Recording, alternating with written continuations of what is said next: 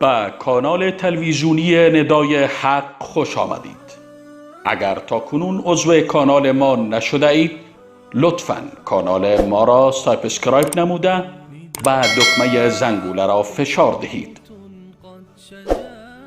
تا از جدیدترین ویدیوهای جالب ما مطلع گردید. فراموش نکنید که با عضویت در کانال ندای حق و نشر و اشتراک گذاری ویدیوهای ما شما هم در مسیر دعوت با ما همکار می گردید.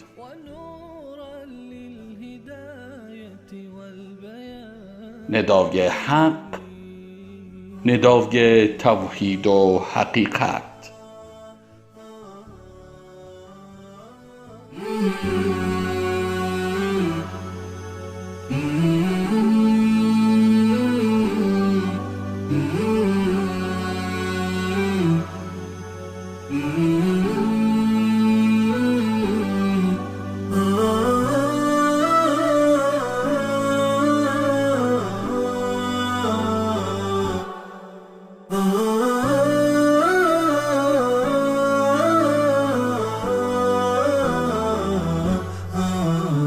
نداء الحق صوت قد شجاني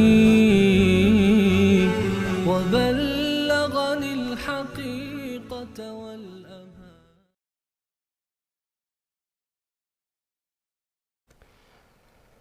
بسم الله الرحمن الرحیم. الحمد لله رب العالمین و صلاة و سلام علی سید الانبیاء والمرسلین حبیبنا محمد و علی آله و صحبه اجمعین. بینندگان عزیز و گرامی، السلام علیکم و رحمت الله و برکاته. در خدمت شما عزیزان هستیم با این برنامه شما عزیزان، و در این برنامه می توانید با شماره واتساپی که عزیزان زیرنویس کردن با ما تماس بگیرید و در مورد موضوعات مختلفی که دوست دارید میتونید با ما گفتگو بکنید، دلگفته‌هایتون رو با ما در میان بگذارید.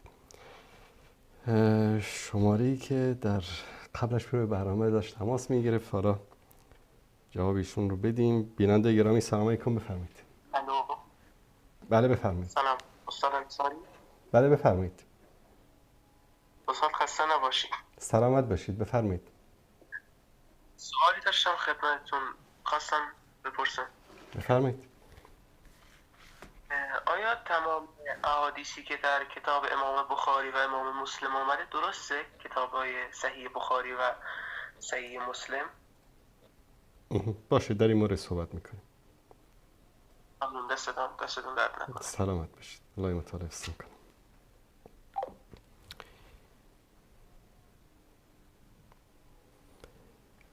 سوال برادر عزیزمون سوال جالبی است.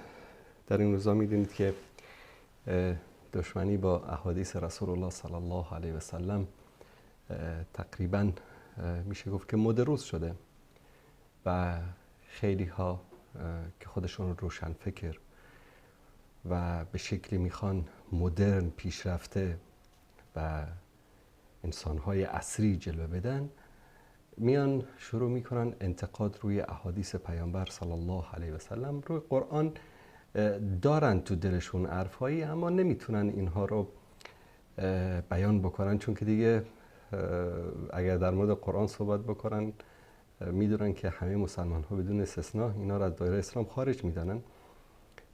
بر صورت میچسبن به جان احادیث که بله، این بعضی از احادیث که از با روزگار و زمانه ما جور در نمیاد و احادیث پیامبر بعضیش مشکل داره و فلان داره، از این حرفا. اینا چند گروه هستن. یک گروه از دشمنی این کار رو میکنن، شبه پراکنی میکنن، که از آن جمله میتوانیم به مستشرقین اشاره بکنیم. مستشرقین به طور دیگری نتوانستن در جوامع اسلامی رخنه بکنن، اومدن از طریق تن وارد کردن در حدیث و روات حدیث و اینها وارد شدن.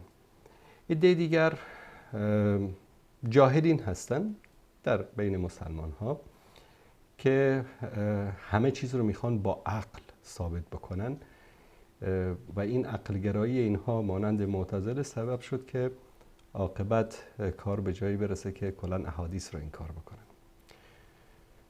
گروه دیگر که من به اونها میگم زباله های دین تشیع مانند سروش و کسروی و احمد کسروی و امثالی، شریعتی و اینا چون کم هائلی از خرافات و خزعبلات در بین روایات شیعه که اصلا میتونیم بگیم که شیعه چیزی به اسم علم حدیث نداشتن، یعنی تا قرن دوم سوم هجری چیزی به اسم علم حدیث وجود نداشت. این سخنهای پراکنده هر کس هر جا درست کرده بود و به ائمه نسبت داده بودن. بعد همیشه این یک نوع تن بود در تشیع که اینها حدیث ندارن و علم حدیث ندارن و فلان، تا این که اومدن یک قواعدی از اهل سنت رو دزدی کردن در مورد علم حدیث و این قواعد رو بیشتر حر آملی در موردش صحبت کرده در وسایل شیعه، که من گاهی اوقات اگر شنیده باشه میگم که یک حدیث صحیح طبق قواعدی که خودشون طرح کردن شیعه بیاره، ندارن. چون که این قواعدی رو که طرح کردن کاپی از اهل سنت است با کمی از اضافات، و اگر بخوایم که احادیثشون رو در این قاعده بندازیم طبق این معیار، هیچ حدیث صحیح در دین شیعه وجود ندارد. به خاطر همین عده‌ای از علمای شیعه گفتن که احادیث بحث تصحیح و تضعیفش اجتهادی است و هر کس میتونه حدیث رو قبول بکنه و تصحیح بکنه و کسی هم که نخواست میتونه تضعیفش بکنه، ردش بکنه. زبالای دین تشیع مانند شریعتی و کسروی و سروش و اینها اومدن خلاصه با این عینک به احادیث نگاه کردن، از دم همه احادیث رو زدن و انکار حدیث و آخرش به کجا تمام شد؟ به انکار وحی. الان سروش عملا داره انکار وحی میکنه، میگه اینایی که پیامبر صلی الله علیه و آله و سلم نوشته به اسم قرآن، میگه اینا خوابهایی است که پیامبر دیده، نه وحی در کار بوده و نه فرشته‌ای، و یعنی کار به اینجا رسیده.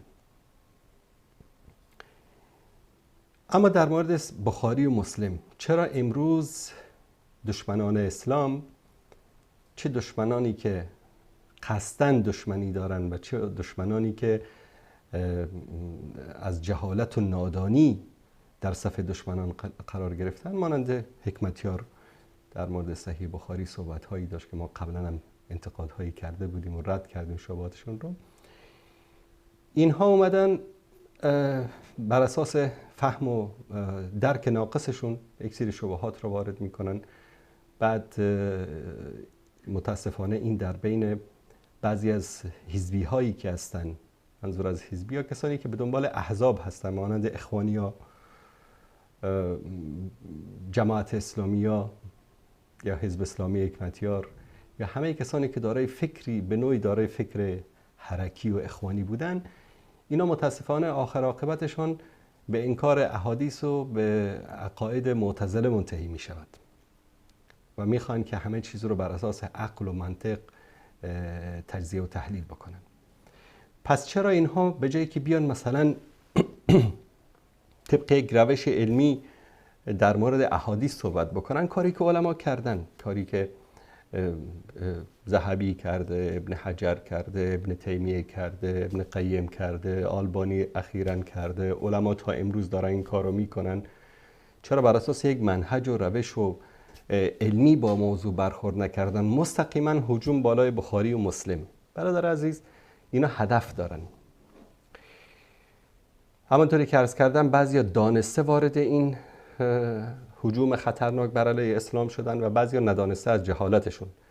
چرا بخاری رو هدف قرار دادن، چرا مسلم رو؟ اولا ما که میگیم صحیح بخاری و صحیح مسلم، نه امام بخاری و نه امام مسلم ادعا نکردن که کتاب‌هایی که اینها نوشتن صحیح است، 100% اوکی از صحیح است، همچین ادعایی نکردن.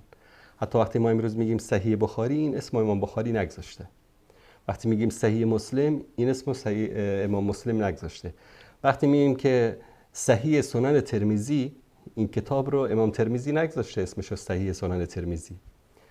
طبق همان به اصطلاح منهج و روش علم حدیث که امثال حکمتیار رو، اینایی که امروزه سر صدا میکنن، هیاهو میکنن این برای این، از این چیزا بویی هم نمیبرن، از علم حدیث و از قواعدی که علمای علم حدیث به اصطلاح درج کردن.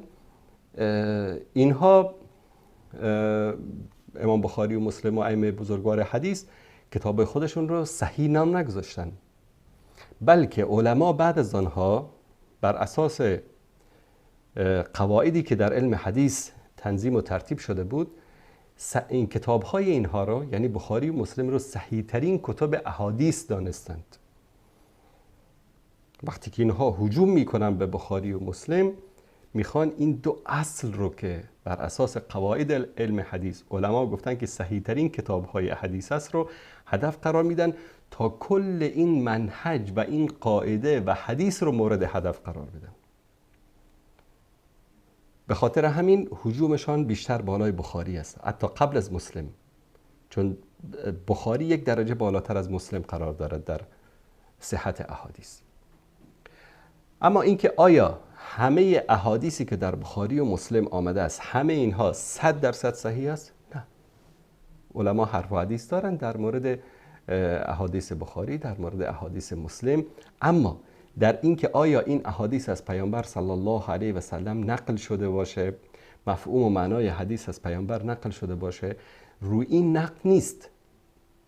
نقد روی منهج حدیث نیست، نقد روی حدیث پیامبر نیست، نقد روی اضافات هست.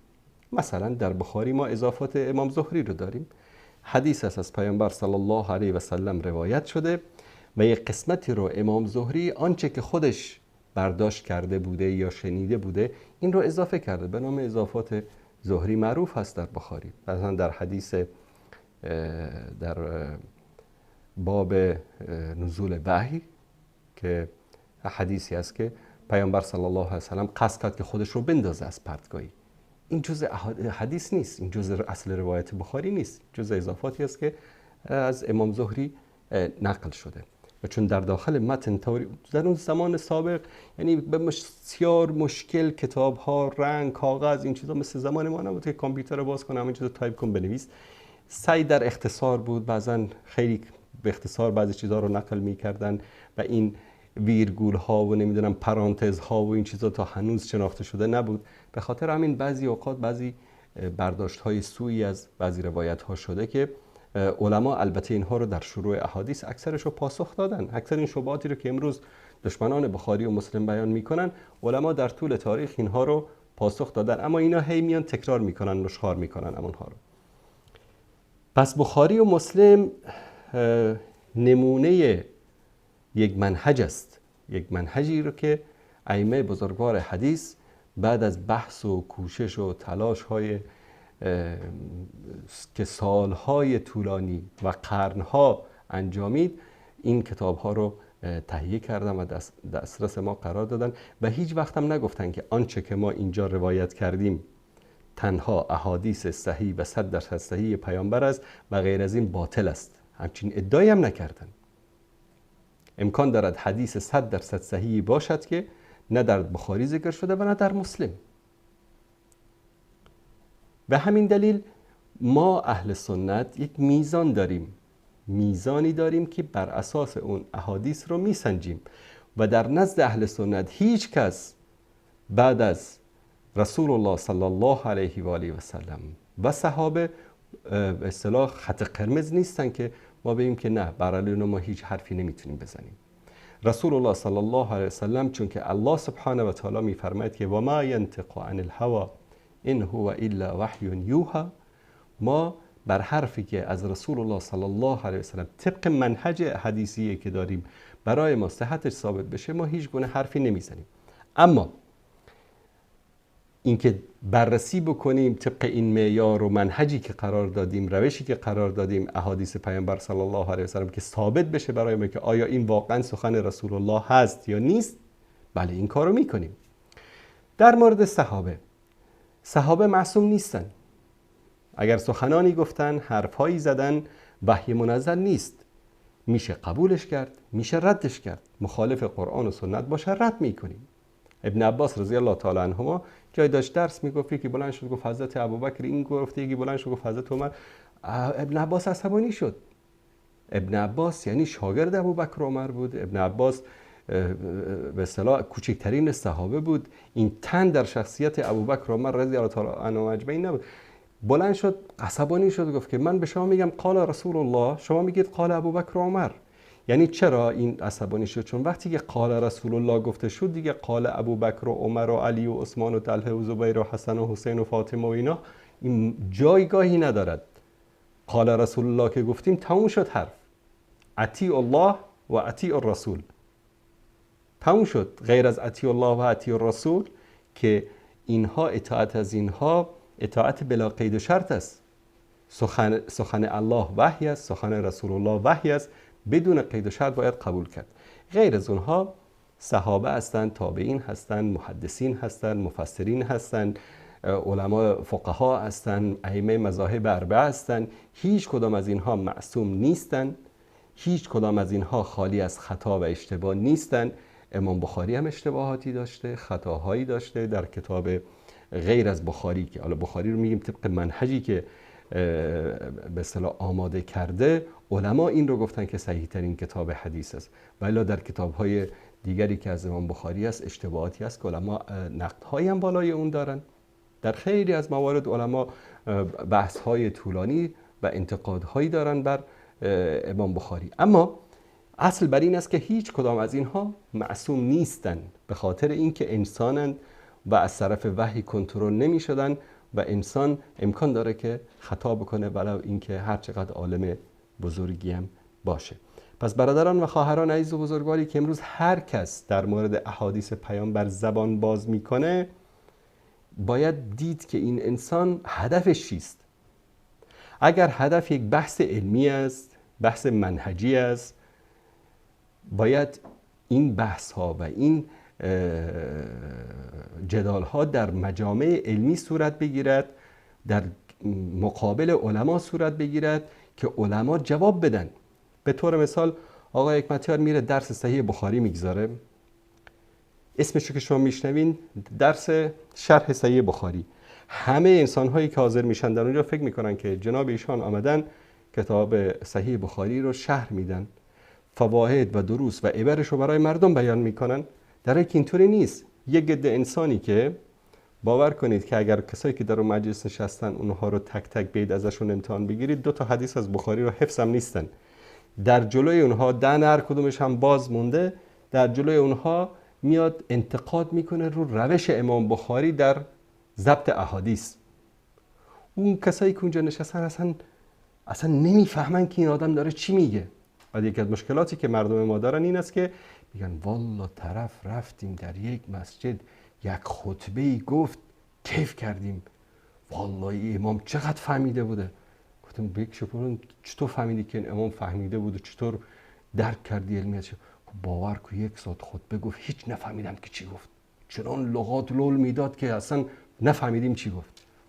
مردم ما اینطوری هستند. طرف وقتی 4 تا کلمه قلمبه سلمبه فلسفی و ادبی مثل سروش و مثل شریعتی و مثل اینا 4 تا لغات لول بدن به قول برادران بدخشی ما، فکر میکنن که طرف دیگه عالم دهر است و همه چیز رو میفهمه. اینطوری نیست. این آقا میاد شرح صحیح بخاری، نقد بالای امام بخاری و بالای منهج حدیث و بالای کتاب حدیث میکنه، شبهات در بین مردم پخش میکنه و این مخالف علم است، مخالف منهج و روش علمی است. تو اگر مرد هستی، عالم هستی، واقعا بحث علمی رو بهش قائل هستی، بیا در مقابل 4 تا عالم علم حدیث بشین، بعد از اون این انتقادات رو بکن، ببین که چطوری به دهنت میزنن و تو رو ساکت میکنن. همون جلوی مردم عام دیگه هرچی که دلت آمد بگو. مثل طرف رفته بود در اروپا میگفت ماشاءالله عجب مردم پیشرفته ای هستن. گفتم چطور؟ گفت بچه‌هاشون هم انگلیسی صحبت میکنن. مردم اینطوری هن. طرف میاد اونجا چیزای مضحکی رو بیان میکنه برای مردم و مردم میگن والله ببین چقدر عالم بزرگواری است، چقدر فهمیده است. به خاطر همین دوستان عزیز بر حذر باشید از کسانی که به نام علم و دانش و منطق و عقل و به اصطلاح اسلام شروع کردن به نقد بخاری. کیا بخاری رو نقد کردن در همین به اصطلاح 10-15 سال اخیر؟ وسیم یوسف در امارات، مفتی امارات بود و مدتی در تلویزیون ها خیلی سر صدا داشت، بعداً خداوند رسوایش کرده، گم شد.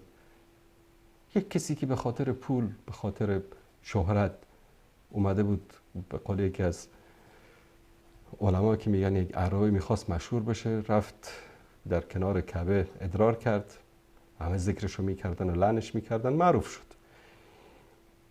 و کسانی که در این یک قرن اخیر آمدن بر علیه بخاری، بر علیه احادیث پیامبر صحبت کردن، یا انسان‌های جاهل بودن، یا دشمنان دین بودن، یا متأثر از خاورشناسان یا مستشرقین بودن. انسان‌های عاقل و انسان‌های عالم هیچ وقت دچار این دام‌ها نشدن. امیدواریم که الله متعال هدایتشان بده. بیننده گرامی سلام علیکم، بفرمایید. علیکم السلام و رحمت الله و برکاته. خوب هستین استاد؟ سلامت باشید. استاد میخواستم یک سوال دیم. بفرمایید. استاد من متاسفانه به یک بیماری دچار شدم که اون بیماری تبابتش نیز نزد خودم است. بسیار استاد عزیز گیم بازی میکنم. گیم رو میدونم. استاد از همین بیماری چه خیلی نجات یابم. بسیار همین مرا به خود کشیده است که نمیتوانم رها کنم. یگان راه روشی هست که این رو ترک کنم و همین محبت من نسبت به این کم شود. درست باش، چشم. ببینید از شما یک سوال میکنم، آیا همین نمازم رو در وقتش میخونم استاد، همه این کارهای خودم رو در وقتش میکنم، اما بسیارتر باز میل همین چیز رو دارم. درست. ببینید آیا همین وقتی که همین گیم را بازی میکنید، آیا وقت شما تلف میشود یا نمیشود؟ جواب همین سوال من رو بدهید. بعضی وقتا تلف میشود، همه چیز رو فراموش میکنم. درست. باز با خودم رو دشنام میکنم که چرا فراموش کردی این رو گفته. باش، چشم، در این مورد صحبت میکنیم برادر عزیز. الله حفظتان کند استاد. سلامت باشید. سلامت باشید. سلامت باشید. سلامت باشید. سلام رحمت الله. ببینید ما در مقابل همه چیز مسئول هستیم. در مقابل تندرستیمان، در مقابل جوانیمان، در مقابل وقتمان، در مقابل علممان، در مقابل مالمان، در مقابل تندرستیمان، در مقابل همه چیز مسئول هستیم و در نزد الله سبحانه و تعالی جوابگو هستیم. همه اینها نعمت‌هایی است که الله سبحانه و تعالی برای ما داده است. ثم لا تسألون یومئذ عن النعیم، که بعد الله متعال می‌فرماید که بعد از اون شما در روز قیامت از در مورد نعمت‌هایی که به شما داده شده است حساب پس می‌دهید. یعنی این وقتی رو که الله متعال به شما داده است، این وقت یک نعمت است، نعمتی رو که الله به شما داده است.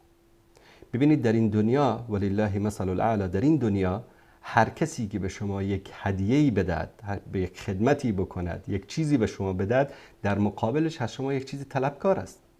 حتی پدرتان خرج شما را میدهد، مصرف شما را میدهد، لباس میخرد، از شما میخواهد که درس بخوانید، فرزند خوب شوید، کار بکنید که به او خدمت بکنید. یعنی هیچ چیزی در این دنیا برای انسان و غیر انسان بلا عوض نیست. هر چیزی که داده می شود در مقابلش یک چیزی طلبکار هستند. الله متعال هم نعمت‌هایی رو که به ما داده است، از ما در مقابل این نعمت‌ها تنها چیزی که می‌خواهد این است که این نعمت‌ها را صحیح و در راه درست مصرف بکنیم. رسول الله صلی الله علیه و آله و سلم در حدیث صحیح می‌فرمایند که هنوز انسان در روز قیامت قدم بر نداشته است حتی یسأل عن عمره فیما افنی، هنوز قدم بر نداشته. روز قیامت است، همه انسان ها آمدن، شما را برای حساب کتاب آوردن در پیش اللهی که به شما تندرستی داده، صحتمندی داده، پول داده. می توانست که شما رو یک انسان گدا درست بکنه، رزق و روزی بهتون نده. شما به جای گیمبازی صبح تا شام در کوچه مصروف گدایگری می بودید. می توانست که شما رو کور بکنه، چشم نداشته باشید. چه بسیار هستن دوستانی که شاید دور و برتان دیده باشید کور هستن، چشم ندارن. آیا گیمبازی کرده می توانستید؟ شل میکرد. انسان‌هایی رو دیدید که نصف بدن اصلا کار نمیکنه. آیا این دستگیرهای گیم رو گرفته میتونستید؟ نمیتوانستید. این همه نعمت به شما داده، روز قیامت همین قدم گذاشتید در میدان حشر، میگه استاد عمرتو در چی فنا کردی؟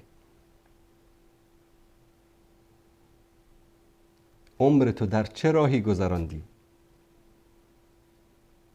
علم دارید، مکتب خواندید، مدرسه خواندید، هر علمی که دارید. و عن علمه فی من فعل فی، علم خود را در چه راهی استفاده کرده، در چه راهی عمل کرده. مال دارید، امروز مال دارید، کرای خانه تانم میدید، خرج خانه تانم میدید، نان و غذا آماده است، بیکار نشستی گیم میزنی. الله متعال میپرسد عن ماله من این اکتسبته، یا من این اکتسبه و فیما انفقه، از کجا به دست آورده، در کجا خرج کرده.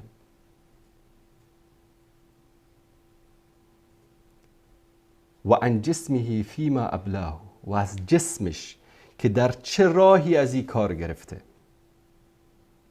اما الان شما خودتون گفتید آیا استفاده کردن از گیم بازی کردن ضیاع وقت هست یا نیست؟ وقت مهمترین نعمتی است که الله سبحانه و تعالی به انسان داده. همه عبادت هایی هم که سر ما فرض شده مقید به وقت است. برای چی است؟ ببینید، رمضان، وقت رمضان در ماه رمضان است.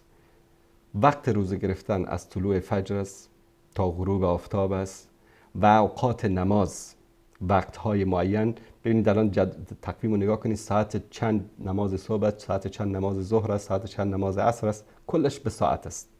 حج، دخول عرفات وقت معین داره، خروجش وقت معین داره. زکات، یک سال کامل، یک حول که بگذره مقدار معین داره، زمانش معین شده است. همه عبادت هایی رو که ما انجام میدهیم مقید به یک زمان هست، به وقت هست. اینها همه به ما میخواهد که اهمیت و مهم بودن وقت رو برای یک مسلمان آموزش بدهد که وقت تو مهم هست. وقت خود را در چه راهی خرج میکنی؟ آیا وقتت رو در راه همین گیم زدن، کسایی که به اصطلاح ویدیو گیم بازی میکنن، آتاری بازی میکنن، گرفتار مصیبت هستن، این چه درآمدی برای شما دارد؟ غیر از این که وقتی رو که شما باید برای کسب علم، برای کار، برای علم، برای منفعت جامعه مصرف بکنید، شما این وقت رو پشت یک تلویزیون نشستید، 4 تا کمپانی های دشمنان انسانیت، نمیگم تنها دشمنان اسلام، دشمنان انسانیت، مشغول کردن شما را به یک بازی که هیچ منفعت علمی ندارد، هیچ منفعت مادی ندارد، هیچ منفعت اجتماعی ندارد، هیچ منفعت دنیوی و اخروی هم ندارد، غیر از این که وقت رو ضایع می کند، انسانها را عصبانی می کند. انسانهایی که مصروف این بازی ها هستن عادتا دقیقا انسانهای عصبی هستن، با همسرشان، با دوستانشان، با فرزندانشان، چون اون مصروف است، میخواد که زودتر این رو خلاص بکنه، از یک لیول به لیول دیگه بره. به خاطر همین برادر عزیز و گرامی، اگر میخواهید که از این مصیبت خودتون رو خلاص بکنید، از الله بترسید. اللهی که به شما این وقت رو داده است و این وقت رو شما باید در راهش مصرف بکنید. و ما خلقت الجن والانس الا لیعبدون، ما جن و انس را نیافریدیم مگر اینکه عبادت ما را بکنن. آیا گیم زدن عبادت الله متعال است؟ شما که نماز هم میخوانید، به الله هم ایمان دارید، از غضب الله نمیترسید که فردا مثلا اسم شما احمد است، صبا احمد جان شما را در میدان حشر الله متعال ایستاد بکنه، یک قدم حق ندارید که بردارید، بگه خب احمد تو روزی 1 ساعت گیم بازی کردی، در هفته 7 ساعت، در ماهی 210 ساعت، در سالی چند صد ساعت، در طول عمر چند هزار ساعت وقتت رو با این گیم مصرف کردی. الان برای هر ثانیهش باید اینجا حساب پس بدی. در چه راهی خرج کردی؟ آیا از شرم و حیا میتوانی سرت رو بلند بکنی؟ ما نمیگیم که این اوقات رو دیگه بازی نکنید، برید در مسجد بشینید عبادت بکنید، برید قرآن بخوانید، برید مثلا در مدرسه دینی بخوانید. نه، همین که شما میرید کار میکنید، زحمت میکشید، شاید بگید که من پول دارم نیازم ندارم کار بکنم. انسان نباید برای خودش تنها زندگی بکنه. امروز در جامعه تاجیکستان چقدر انسانهای محتاج هستن، چقدر زنهایی هستن که امروز محتاج یک لقمه نان هستن، چقدر خواهران ما مجبور هستن که امروز برون در بین مردهای نامحرم، در بین گرگهای درنده برن، حتی سبب وقوعشان در فسق و فجور و فحشا بشه به خاطر یک لقمه نان. شما اگر خودتان دارید به خاطر جامعه کار بکنید. یک انسان مسلمان برای جامعه، برای انسانیت باید کار بکنه. تو که از مهنت دیگران بیغمی، نشاید که نامد نهند آدمی. انسان تنها نباید برای خودش فکر بکنه، بر خاطر همه جامعه باید فکر بکنه. پس وقتتان را با این بازی هایی که هیچ سودی برای شما ندارد بلکه زیان و ضرر دارد. من کسایی رو دیدم، کسایی رو میشناسم که جدایی عاطفی بین زن و شوهر ایجاد شده، اتفاقا از برادران تاجیک است. به خاطر چی؟ به خاطر همین گیم. و اتفاقا میدونم متاسفانه این مرض در بین تاجیک هایی که در روسیه زندگی میکنن خیلی رایج شده است و خیلی خطرناک است و انسان رو به طرف گمراهی، به طرف بیدینی میکشاند. ببینید این گناه هست. گاهی اوقات ما گناه های خیلی کوچیک رو اهمیت نمیدیم، فکر میکنیم که حتما کس دزدی کرد، زنا کرد، آدم کشت، ایناست گناه. این چیزای کوچیک خرد و ریزه اینا گناه نیست. اتفاقا همین چیزای خرد و ریزه سبب میشه که انسان رو به معاصی بزرگتر بکشانه.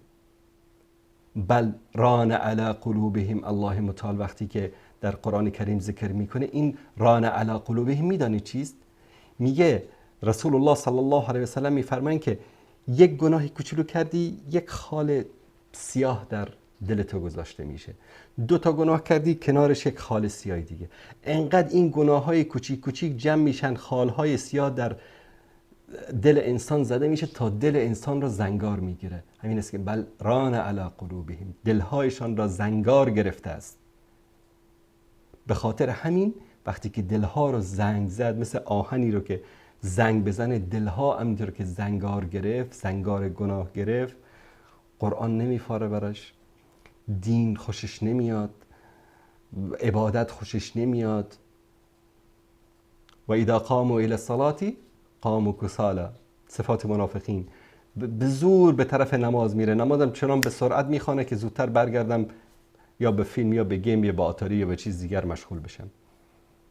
همین میشه که انسان دلش سنگ میشه، همین میشه که گوشش دیگه حرف خوب رو نمیشنوه، حرف الله و رسول رو نمیپسنده. همین است که منتها انسان میشه چی؟ جهنم و عذاب الله سبحانه و تعالی. بیننده گرامی سلام علیکم، بفرمایید.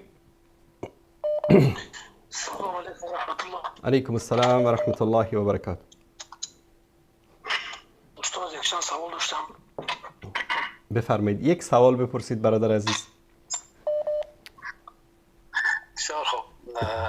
آیا شخصی که مثلا قرآن نمیخوانند، افرادی که قرآن نمیخوانند حکمشان چیست؟ درست. تمام استاد. باش. سلام علیکم. علیکم السلام و رحمت الله و برکاته. سوال بعدی رو هم بگیریم بعد با هم جواب بدیم. بله سلام علیکم بیننده گرامی، بفرمایید. السلام علیکم و رحمت الله و برکاته. علیکم السلام و رحمت الله و برکاته. استاد عزیز خوب هستی؟ الحمدلله. سلامت باشید برادر عزیز. بخیال سخنان خوب گفتید درباره شخصانی که مشغول این گونه بازی هستند. من خودم شاهد یک همین حادثه شدم که اما یک جوان مشغول این بازی بود. آخرین همو جوی نقطه‌ای که می رسیدن خورد کردن ویران کردن کعبه بود است. الله المستعان. بعد از اونم دست کشید. این گونه بازی ها حتما از طرف یهودان بدبخت و از طرف انسان های شیطان صفت ضد انسانیت ساخته شده است. آخر اینا این گونه راه ها دارن و انسان رو واقعا بیمار میکنند. سخنان شما بسیار خوب گفتید. الله حفظ و نگهبانتان باد. استاد خیلی خوشحال شدم که با شما در تماس شدم. سلامت باشید. سلام الله علیکم. مترفق کنه. علیکم السلام و رحمت الله و برکاته. بله، اینم یک تجربه ای که برادر عزیزمون ذکر کرد در مورد کسی که قرآن نمیخواند. کسی که اصلا قرآن نمیخواند، این صفت منافقین است. کسی که اصلا قرآن نمیخواند، ما در هیچ جای احادیث، در هیچ جای سیرت و سنت و تاریخ اسلام مسلمانی که قرآن نمیخواند نداریم. مسلمانی که قرآن نمیخواند ما در هیچ جایی از تاریخ اسلام نداریم. یکی از صفات مسلمان این است که قرآن میخواند. الا بذکر الله تطمئن القلوب. به ذکر الله سبحانه و تعالی دلها آرام میگیرد. الله سبحانه و تعالی امر میکند که ما قرآن را بخوانیم، به قرآن عمل بکنیم. رسول الله صلی الله علیه و سلم ما را امر کردند که قرآن را بیاموزیم، به دیگران آموزش بدهیم و به ما گفتند که مثلا فلان سوره در فلان روز خوانده شود ثواب دارد، مثل سوره کهف در روز جمعه، مثل خواندن سوره بقره مثلا در خانه ها، خواندن معوذتین در بعد از هر نماز، خواندن آیت الکرسی، سوره حمد. و یک مسلمانی که اصلا قرآن نمیخواند، خطر این است که در وادی نفاق داخل شده است. رسول الله صلی الله علیه و آله و سلم در حدیث صحیح که در بخاری روایت شده است میفرمایند که مثال مؤمن مثل المؤمن الذي يقرأ القرآن كأتروجة طعمها طيب و ریحها طیب. مانند مثل مؤمنی که قرآن میخواند مانند یک نارنجی است، حالا اگر این تعبیر درست باشد، که هم طعم خوبی دارد و هم بوی خوبی دارد. والذی لا یقرأ كالتمرة طعمها طیب ولا ریح لها. و کسی که به قرآن عمل میکنه و قرآن رو نمیخوانه مانند خرمایی هست که طعمش خوب است اما بوی خوب نداره. خرما رو دیدید اصلا بو نداره. و مثل فاجر الذی یقرأ القرآن، انسان فاسق و فاجری که قرآن رو میخوانه کالریحانة ریحها طیب و طعمها مر. مانند ریحان است که بوی خوب داره اما طعمش تلخ است. و مثل فاجر الذی لا یقرأ القرآن كمثل الحنظلة طعمها مر و ریحها مر. و کسی که انسان فاجری که نه قرآن میخوانه و قرآن رو تلاوت نمیکنه و به قرآن عمل هم نمیکنه، این مانند حنظله است، یک میوه تلخی است، را در بعضی جاها به نام هندوانه ابو جهل بهش میگن، که هم طعمش تلخ است و هم بوی بدی دارد. پس انسانی که قرآن نمیخواند و به قرآن عمل هم نمی کند، این انسان، این خطر این است که این انسان فاسق شود، فاجر شود، منافق شود و آهسته آهسته از دین خارج شود. شاید بعضیا بگن که خب ما قرآن درست خوانده نمیتوانیم. در کشورهای ما عموما ملاهای انگلیسی، من به اینها میگم ملاهای انگلیسی، اینها یک چیزی رو به دروغ در بین مردم پخش کرده بودن که قرآن نخوانید که غلط میخوانید، قرآن نخوانید که اگر غلط بخوانی کافر میشی. نخیر، وظیفه یک مسلمان این است که قرآن رو یاد بگیرد و با سختی هم که شده قرآن رو تلاوت بکند. چرا؟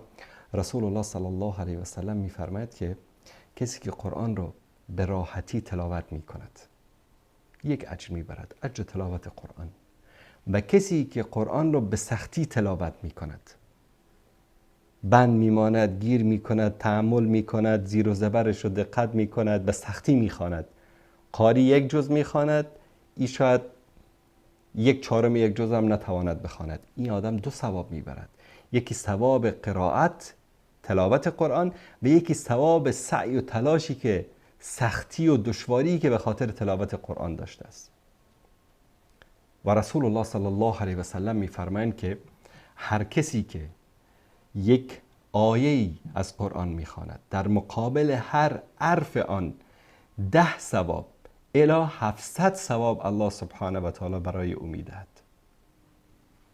و در ادامه حدیث میفرمایند که نمیگویم که الف لام میم یک حرف است، همین الف لام میمی که اول سوره بقره است، الف لام میم ذالک الکتاب لا ریب فیه، میگن که الف یک حرف است، لام یک حرف است و میم یک حرف است. وقتی که شما همین رو تلاوت کردید که الف لام میم 30 ثواب الی 2100 ثواب گرفتید بر حسب نیت هر کس. نیتت خالص بود 2100 ثواب کامل رو گرفتی. آیا کسی که از این نعمت بزرگ محروم باشد این انسان بدبخت نیست؟ و ما نمیگیم تا کل قرآن رو بخوانی نورن علی نور. یک سوره، یک آیه، 10 سوره، یک جز از قرآن رو هم اگر بلد هستی میتوانی بخوانی، بخوان. الله سبحانه و تعالی به وسیله تلاوت قرآن دلت رو روشن میکنه، رزق و روزیت رو فراوان میکنه، زندگیت رو آسان میکنه، به مالت، به اهلت، به عمرت برکت عطا میکنه. بیننده گرامی سلام علیکم، بفرمایید. السلام علیکم و رحمت الله. علیکم السلام و رحمت الله و برکاته. آقای انصاری، یک اجازه بدید یک سوالی داشتم در باب نماز. بفرمایید. منظورم این است که ما تاجیکان اصلا در مهاجرت در وقتش برای ادا کردن نماز میشد مواردهایی که امکان نداریم. خدا شاهد است که میخوام که نماز ما در وقتش بخوانم تا که مثال ثوابش بگیرم و برای آخرت خود یک دستاویزی بگیرم. مثلا من در یک فامیلی روز کار میکنم، من راننده هستم، یعنی کودک و امین اعضای این عائله رو این سونسو میبرم در مسکو. درست. میشد حالتی که من در راه هستم، در اینجا مثال همراه هم کودک است، همراه هم مربی، یعنی زنی که او رو همراهی میکند، کودکی همون خوجینه. من ندارم امکانی که یکم جا توقف کنم مطر مثال نماز خدا ادا کنم. یک برادرم و من چنین سخن گفت که من از اون بسیار خجالت کشیدم و نمیدونم چی کار کنم. او گفت که وقتی که تو نماز را قضا میکنی لقمه تو حرام است، تو باید این کارات رو ترک کنی. میخواستم شما فکری خود را در همین باره مثال بگویید که ما چی کار کنیم. ما مهاجرت این یک اختیار ما نیست، ما مجبور هستیم که برای دریافت یک لقمه نان به اینجا بریم، مثال نان حلال بیاریم و با زن و فرزند خود را تامین بکنیم. درست. ببینید برادر عزیز، اولا که این حرفی که برادر شما گفته که لقمه تو حرام است، این حرف غلط است، حرف اشتباه است. کسی که نمازش رو قضا میکنه، قضا کردن نماز یک گناه است، اما اینکه لقمه تو حرام میشود این ربطی ندارد به این مسئله. لقمه شما، رزق و روزی شما اگر از راه حلال کسب کرده باشید درست است، حلال است، پاک است، هیچ مشکلی ندارد. اما یک انسان است که نماز را از قصد ترک می کند، یک انسان است که مجبور می شود. مثلا کسی که خواب ماند، ساعتش رو برابر کرد برای ساعت 5 وقت نماز صبح، لیکن زنگ زد، خسته بود، به اصطلاح خواب غلبه کرد، ساعت 7 بیدار شد، دید که آفتاب طلوع کرده، نمازش رو قضایی میخواند، هیچ گناهی بر او نیست. یک روز شما مثلا در یک خیابان بسیار شلوغ در مسکو مثلا ساعت 12 ظهر وارد یک راه شلوغ میشوید، ساعت 12:30 نماز ظهر اذان میدهد، شما هیچ امکان ندارد که ماشینتان را یک گوشه یک جای پارک بکنید نماز ظهر را بخوانید. تا ساعت 4 شما در ترافیک گیر کردید، یک وقت نماز عصر اذان میدهد. خب این انسان مجبور است. رسول الله صلی الله علیه و سلم و دین اسلام مجبوریت ها، اشتباهات ها را به خاطرش ما رو محاسبه نمی کنه. متوجه هستید؟ بله. اما یک انسان فرصت برایش میسر می شود، فرصت برایش میسر می شود که نمازش را بخواند. مثلا یک نماز ظهر رو فرضش را خواندن یعنی خیلی از یک انسان وقت بگیرد 5 دقیقه، بیشتر وقت نمیگیرد. بله، این 5 دقیقه رو در هر وقتی که قبل از قضا شدن نماز ظهر شما بخوانید به خاطر مجبوریتی که دارید، الله متعال از شما قبول میکند. به طور مثال شاگردی را در خانه رساندید، بعد از اینکه در خانه رساندید یک جای نماز امراتون در ماشین داشته باشید. باور بکنید یک روزی، من این رو به خاطر ریا نه به خاطر مثال میگم به شما، دین پابندی به دین سخت است. انسان وقتی که به دینش پابند باشه، وقتی که دینش رو عمل بکنه سخت است. شاید مردم بخندن، شاید مردم مسخره بکنن، اما ما این نماز رو برای خالق ما میخوانیم، برای پروردگار ما میخوانیم، اجر و ثوابش رو در نزد الله متعال میگیریم. من یک روزی با خانمم در پارکینگ یک مولی، یک فروشگاه بسیار بزرگ که پارکینگای بزرگ دارن، وقت نماز مغرب شد، در بین 2 تا ماشین، جانمازمون همیشه در ماشین هست، انداختیم نمازمون رو خواندیم. باور کنید هر کی رد میشد نگاه میکرد و نگاه‌های بدم میکردن. اما ما به عنوان یک مسلمان باید به دین ما افتخار بکنیم. نصیحت من به جوانان مسلمان این است که تو در هر گوشه ای از شهر، در هر جایی که وقت نماز شد، در پارک هستی، کنار خیابان هستی، جا نمازت در ماشینت باشه، بنداز نمازت رو بخوان. این خودش دعوت به دین است. بله استاد ببخشید، من خود مثال از قرآن بلد هستم، قرآن میخونم، بعضی تفسیرات قرآن ها به ترجمان من میفهمم، من هم این چیزا رو خودم میدونم. این برادر که سوادی نداره و مثال قرآن نمیخونه، حرف عربی را نمیدونه، و من همین سخن گفت بسیار خجالت کشیدم، بسیار از همون روزه که همین سخن گفت در فکر رفتم خدایا من چی کار کنم از این کار. ما تاجیکا رو استاد باور کنید در این مسکو، در این روسیه ما رو فقط برای کارهای سیاه میگیرن، کارهای سیاه، می ساختمان، می سختی‌های بسیار دارد، شرایط‌های بسیار وزنی دارد. ما کار در اونجا مثلا طهارت کردن شرایط نیست.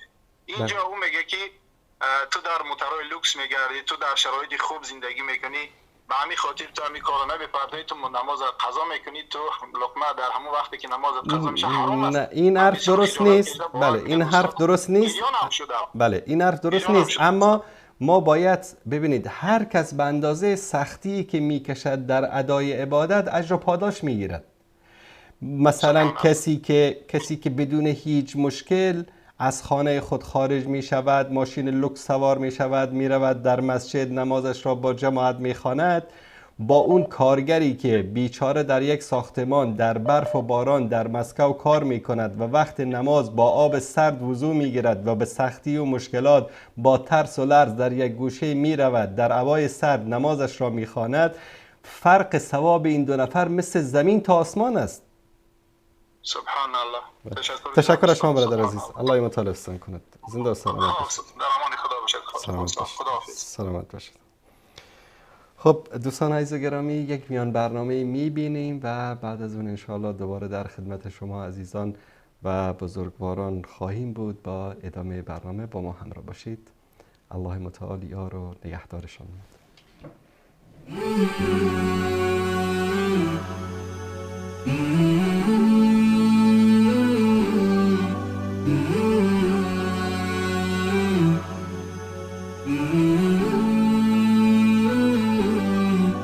Ah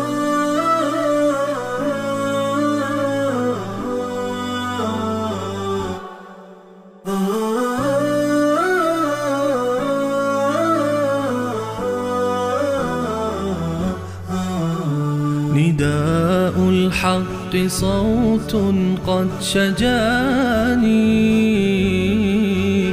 وبلغني الحقيقة والأمان. ماه‌های حرام کدام ها اند و چه جایگاهی در اسلام دارند؟ الله متعال ماه‌ها را آفریده و به تعدادی از این ماه‌ها فضیلت و ویژگی‌های خاصی قرار داده است. از این میان 4 ماه آن ماه حرام می باشد که شامل ماه رجب، ذوالقعده، ذوالحجه و محرم می شود. صحابی جلیل القدر ابن عباس رضی الله عنهما می فرماید ارتکاب گناه‌ها و انجام عمل نیک و ثواب آن در این ماه خیلی بزرگ حساب می شوند. بنابراین بر هر مسلمان لازم است تا در ماه حرام رجب کوشش نماید جداً از محرمات دوری نموده و انجام عمل نیک را افزایش دهد. در این میان از بدعت‌ها و اشتباهاتی که بسیاری از مردم در این ماه انجام می‌دهند باید پرهیز نمود. مانند تخصیص این ماه به نمازی که بر غایب مشهور است. امام نووی در این مورد می‌گوید این یک بدعت زشت و یکی از منکرات بزرگ میباشد.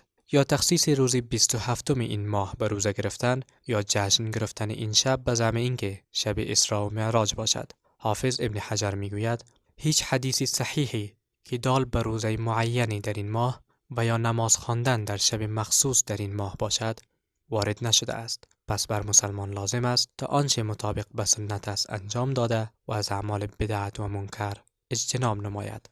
الله متعال می‌فرماید وأن هذا صراطي مستقيما فاتبعوه ولا تتبعوا السبل فتفرق بكم عن سبيله ذلكم وصاكم به لعلكم تتقون. و بدانید که این راه راست و درست من است، پس از آن پیروی کنید و از راه‌های دیگر که شما را از راه وی پراکنده می‌سازد پیروی نکنید. این هاست که الله شما را به آن سفارش کرده است. باشد که تقوا پیشه کنید و در امان بمانید.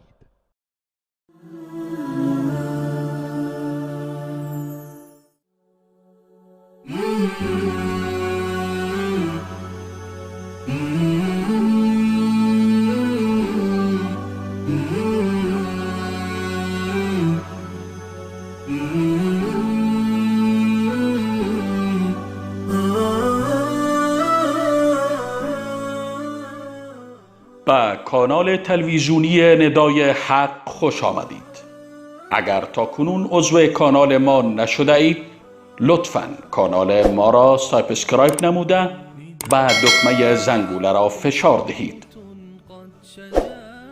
تا از جدیدترین ویدیوهای جالب ما مطلع گردید. فراموش نکنید که با عضویت در کانال ندای حق و نشر و اشتراک گذاری ویدیوهای ما شما هم در مسیر دعوت با ما همکار می گردید.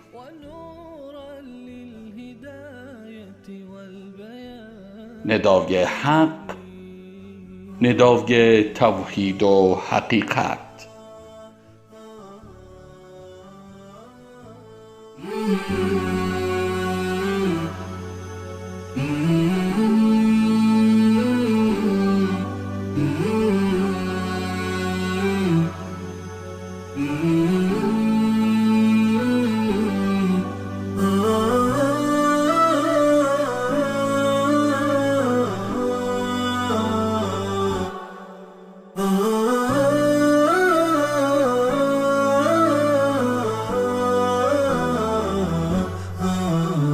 نداء الحق صوت قد شجاني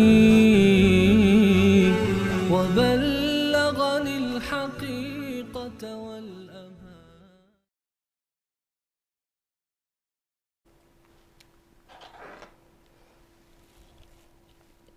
با سلامی دوباره خدمت بینندگان عزیز و گرامی، با شما عزیزان هستیم و صدای گرم شما بزرگواران رو میشنویم در این برنامه.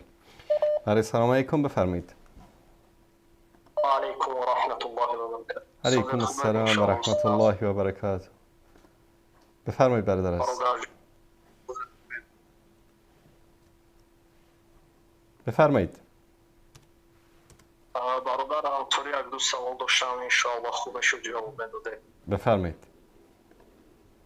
برادر وقت در همین باره مقصد شنیدگی هستیم از دهنی مردم، از سخنان مردم. نمیدونم حدیث هست یا نیست که بسیاری مردم میگوید که مقصد در روزی نزدیکی قیامت وقتی که امام مهدی میبراید تمام این تکنیکه ها، این مقصد اسلحه و این چیزها مقصد از کار میمونند. آیا همین درست است؟ این یکم سوال. و دوم سوال این که ما مقصد در شهر روسیه قرار داریم که و سفر می رویم به این طرف و اون طرف و نمازهای خود رو با جماعت و با اذان و با قامت خوانده میتوانیم یا نه؟ همین رو گفتیم استاد جواب میدادید. چشم، انشاءالله در این مورد صحبت میکنم. الله حفظتون کند استاد. سلامت باشید. سلامت باشید. آنچه که در احادیث صحیح از رسول الله صلی الله علیه و آله و سلم ثابت است این است که در آخر الزمان شخصی میآید نامش نام رسول الله و نام پدرش نام پدر رسول الله است، یعنی اسمش محمد ابن عبدالله است و این شخص دنیا رو پر از عدل و داد می کند، همانطوری که پر از جور و ظلم و ستم شده است. همین اندازه. بعضی روایت های دیگری هم هست که مثلا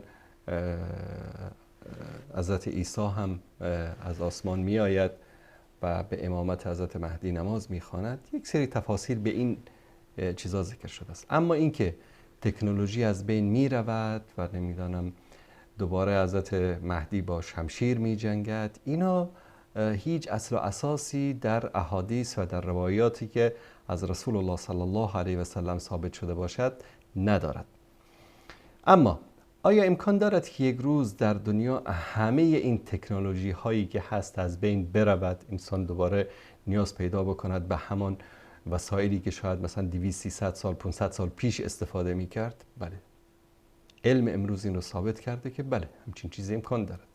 مثلا همین طوفان های مغناطیسی که مثلا دیروز یا پریروز بود فکر کنم، یک طوفان مغناطیسی که بعضی از قسمت های از زمین اتصالات، اینترنت و حتی برج های مراقبت هواپیماها اینا متاثر شده بود. این طوفان های مغناطیسی یک نوع طوفان هایی است که دارای امواج مغناطیسی می باشد که از طرف از آفتاب به اصطلاح خارج می شود، مثل همین طوفان هایی که شما در زمین می بینید که گرد و خاک و باران و به اصطلاح برف و اینها طوفان ها گردبادا که وجود دارد، مثل همین اما با دارای امواج و دارای به اصطلاح موادهایی که موادهای رادیواکتیو هست، موادهای شیمیایی هست، اشعه‌های خطرناک هست. اینها از آفتاب روزانه در حالت خارج شدن هست و بعضی از اینها بعد از شاید میلیون ها سال به زمین میرسد.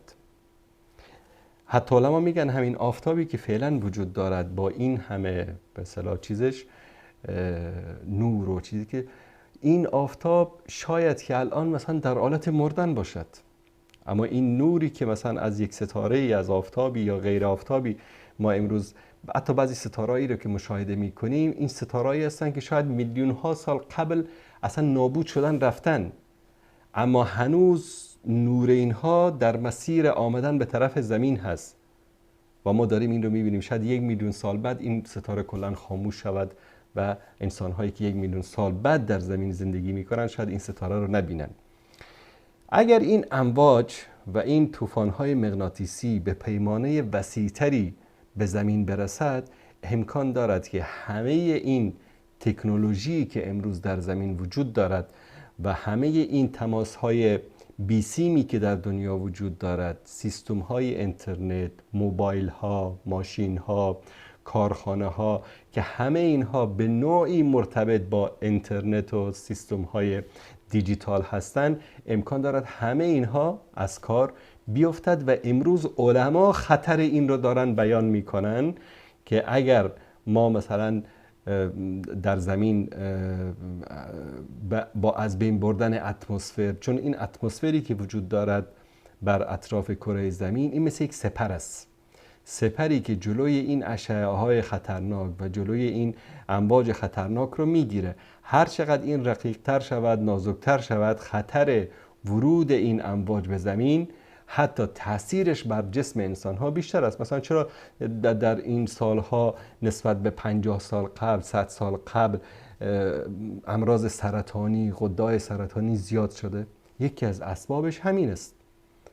وجود گازهای سمی در اتمسفر، رقیق شدن و نازک شدن اتمسفر، از بین رفتن گازهای مفیدی که در اتمسفر وجود دارد که سبب یک از اسبابش هم قطع درختان، از بین رفتن جنگل ها و محیط های طبیعی، اینها سبب می شود که ازراری که از خارج از زمین به شکل امواج به طرف زمین می رسد، اینا از این سپر که نازک شده است عبور بکند و به جسم انسان ها و حیوانات و کلا اصلا اقلیم زمین رو تغییر بدهد. امروز می بینیم بعضی از کشورهایی که مثلا 50 سال پیش شما پدر بزرگتون رو مثلا بپرسید که در کابل، در مزار، در ازبکستان، در تاجیکستان 50 سال قبل در این شب و روز 1 متر برف بود. الان چرا برف نیست؟ الان مثلا درجه حرارت در بعضی از شهرها در ازبکستان، تاجیکستان، افغانستان روزانه 20 درجه، 25 درجه، در حالی که 50 سال قبل 7-8 درجه زیر صفر بود.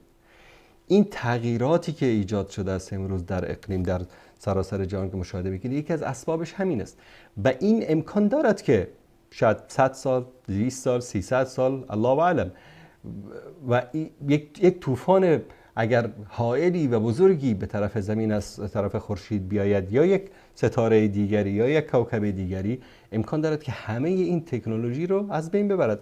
من نمیدونم سالهای 2005-6 بود، قبل از اون بعد از اون دقیق یادم نیست، روزی در یک منطقه‌ای رفته بودم که اون روز اتفاقا در اخبار میگفتن که یک طوفان مغناطیسی است از طرف آفتاب خورشید به اصطلاح به طرف زمین و امکان اختلال در وسایل اتصالات وجود داره.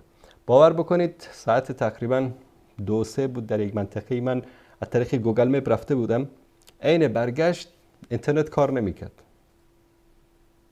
و طبعا شما وقتی یک جای برید و وابسته به گوگل مپ و اینا باشید، خواستم با ماشین خودتون دیگه راه پیدا کردن براتون مشکل هست. امروز متأسفانه بعضی انسان‌ها و کسایی رو میشناسم که از 10 سال شده یا 5 سال شده یا 2 سال شده از خونه تا محل کارش با گوگل مپ میره، چون اصلا ترکیزش روی این گوگل مپ هست و راه رو نگاه نمیکنه، علامت ها رو نگاه نمیکنه، به خاطر همین راه رو نمیتونه بدون گوگل مپ پیدا بکنه. اون روز تقریبا 2-3 ساعت من سرگردان شدم چون نمیتونستم راه رو پیدا بکنم، چون وابسته است انسان به همون گوگل مپ و به ارشاداتی که از اونجا میاد، طرف چپ برو، راست برو، مستقیم اینور اونور. و این طوفان ها میتونه سبب قطع اتصالات و از بین رفتن همه تکنولوژی ها. یک کابل اینترنت مثلا در اقیانوس قطع میشه، ببینید اینترنت نصف دنیا قطع میشه. یک اختلالاتی در واتساپ ایجاد میشه، نصف دنیا سر صداشون در میاد، همه ارتباطات قطع میشه. این چیز امکان داره، اما همچین چیزی در روایات ذکر نشده است. سلام علیکم بیننده گرامی، بفرمایید.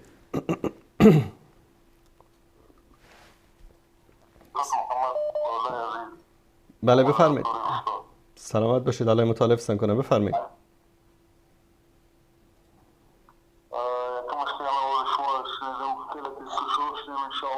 سلامت باشید.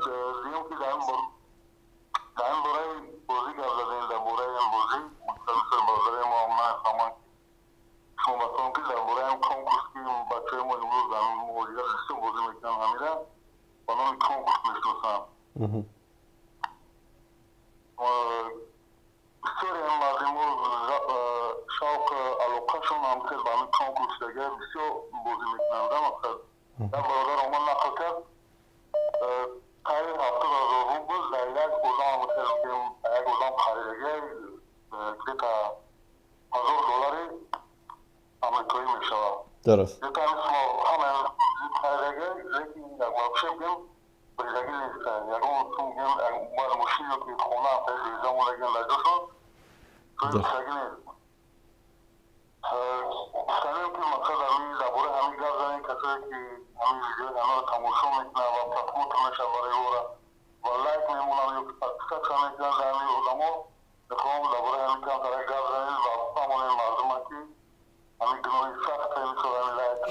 درست. چشم در این روز صحبت بود. چشم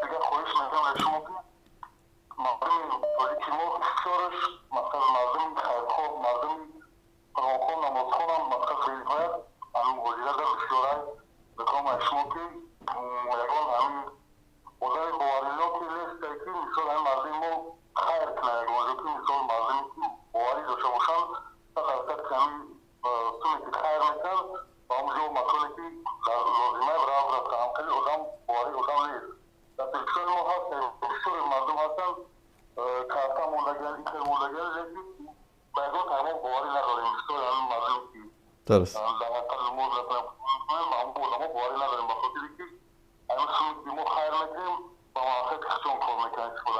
درست.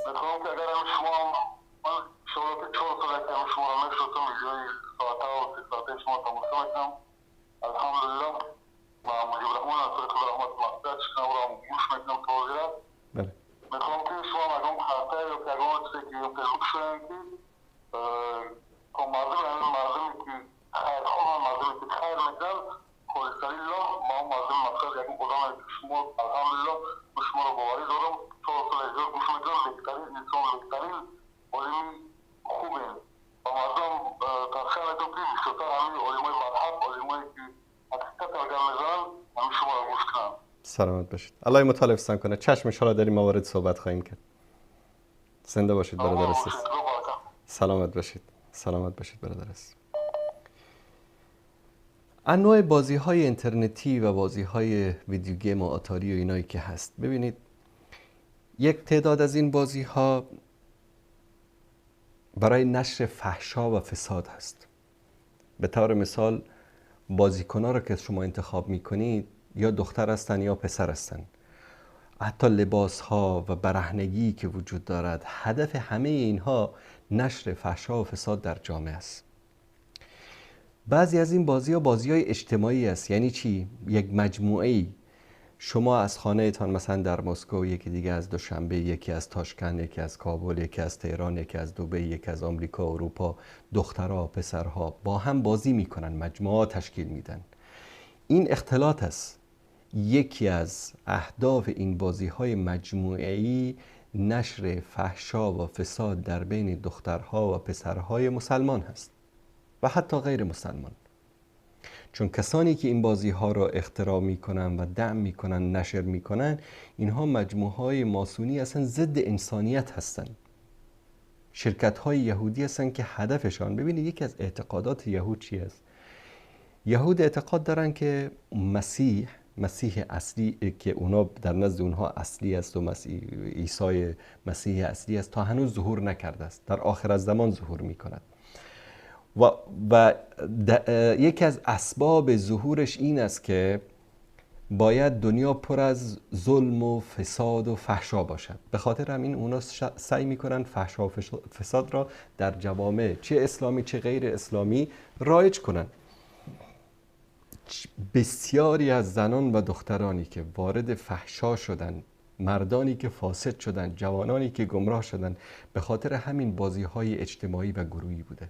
سرحدش تا زنا، تا اختطاف، تا قتل هم رسیده است. یک سری از این بازی‌های اعتقادی است. یک سری اعتقادهای یهودی، مسیحی، ماسونی را در بین مردم، در بین جوانهای ما، کودکان ما میان چیکار میکنن؟ اینها رو نهادینه میکنن. یعنی اینها رو به شکل یک واقعیت‌ها در ذهن اونها رسم میکنن. همه این بازی‌ها، چه آنهایی که طرق مختلف فحشا و فساد و کفر و الحاد و شرک و این مسائل در او هست، اینا که به جای خود اگر هیچ کدام از اینها هم نباشد، آسانترین و راحتترین بازی هم که باشد، بدون هیچ گونه اشکالی، ضیاع وقت است، هدر دادن وقت است و مشغول. ببینید ذهن کودک ها خالی هست، خاصن جوانها، نوجوانها. وقتی با این چیزا پر بشه، این انسان دیگه فرصتی برای درس خواندن، برای تعلیم. ببینید ما مسلمان باید ذکی باشد، هوشیار باشد. اونها این بازی ها رو درست کردن، سر این بازی تجارت میکنن، میلیون ها میلیارد ها دلار درآمد کسب میکنن و ما بیکار می نشینیم و این بازی ها رو استفاده می کنیم، $1 هم فایده نمی کنیم. همین برای اونها کافی است. و در مورد این که ببینید یک مسئله رو من در اینجا بگم، شاید یک عالمی، یک دعوتگری در یک موضوع خاصی یک اشتباهی دارد. مثلا شاید بعضی از علما در تاجیکستان به خاطر وضعیت و اختناقی که در اونجا وجود دارد شاید نتوانند در مورد جهاد، در مورد مسائل صریح اعتقادی، در مورد حکومتداری اسلامی، در مورد ظلم، ستم و خیلی از موارد صحبت کنند. اما این دلیل نمی شود که ما سخنان اونها رو مثلا در مسائل اخلاقی، اجتماعی، در مسائل تربیتی هم قبول نکنیم. اینطوری نیست. انسان‌ها شاید مثلا من امروز یک حرفی رو در این موقعیتی که هستم نتوانم بگویم. این دلیل این نمیشه که مثلا هر چیزی که از من آمد همه باطل است، چون که من فلان حق رو در اینجا نتوانستم بگم. شاید مجبوریتی دارم، شاید به خاطر همین کلمه شاید مرا بکشند، شاید ترور بکنن. بعضی از علما این مشکلات رو دارن و این دلیل نمیشود که مثلا فلان دعوتگر یا عالمی که امروز در تاجیکستان هست چون که بر علیه حکومت حرفی نمیزند، چون مجبور است از حکومت تمجید بکند در خطبه و در نماز یا در سخنرانی‌های خود، ما حرفهایی که در تربیت و در اخلاق و در این مسائل دیگر میزد اونها را هم گوش نکنیم. نه، اینطوری نیست. یک منهج و روشی رو من به شما یاد بدم که شیخ الاسلام ابن تیمیه رحمت الله علیه خیلی جالب میگه در این مورد. میگه که ما کسانی که اهل سنت هستن تا جایی که حرف از حدیث و قرآن و سنت و صحیح میزنند حرفشان را قبول داریم و آنجایی که حرف از غیر آن میزنند یا مخالف آن میزنند حرفشان را رد میکنیم. اهل سنت رو به اندازه اهل سنت بودنشان، اهل دین بودنشان، اهل تقوا بودنشان دوست داریم. به اهل بدعت را به اندازه‌ای که اهل بدعت هستند، به اندازه ضلالت و گمراهی و بدعتشان از اونها نفرت داریم.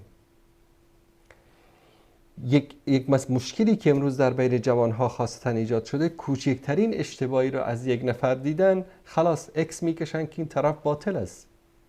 این شده نمیتواند. این دعوتگرا، علمایی که امروز هستن، اینها معصوم نیستن، اینها پیامبر نیستن.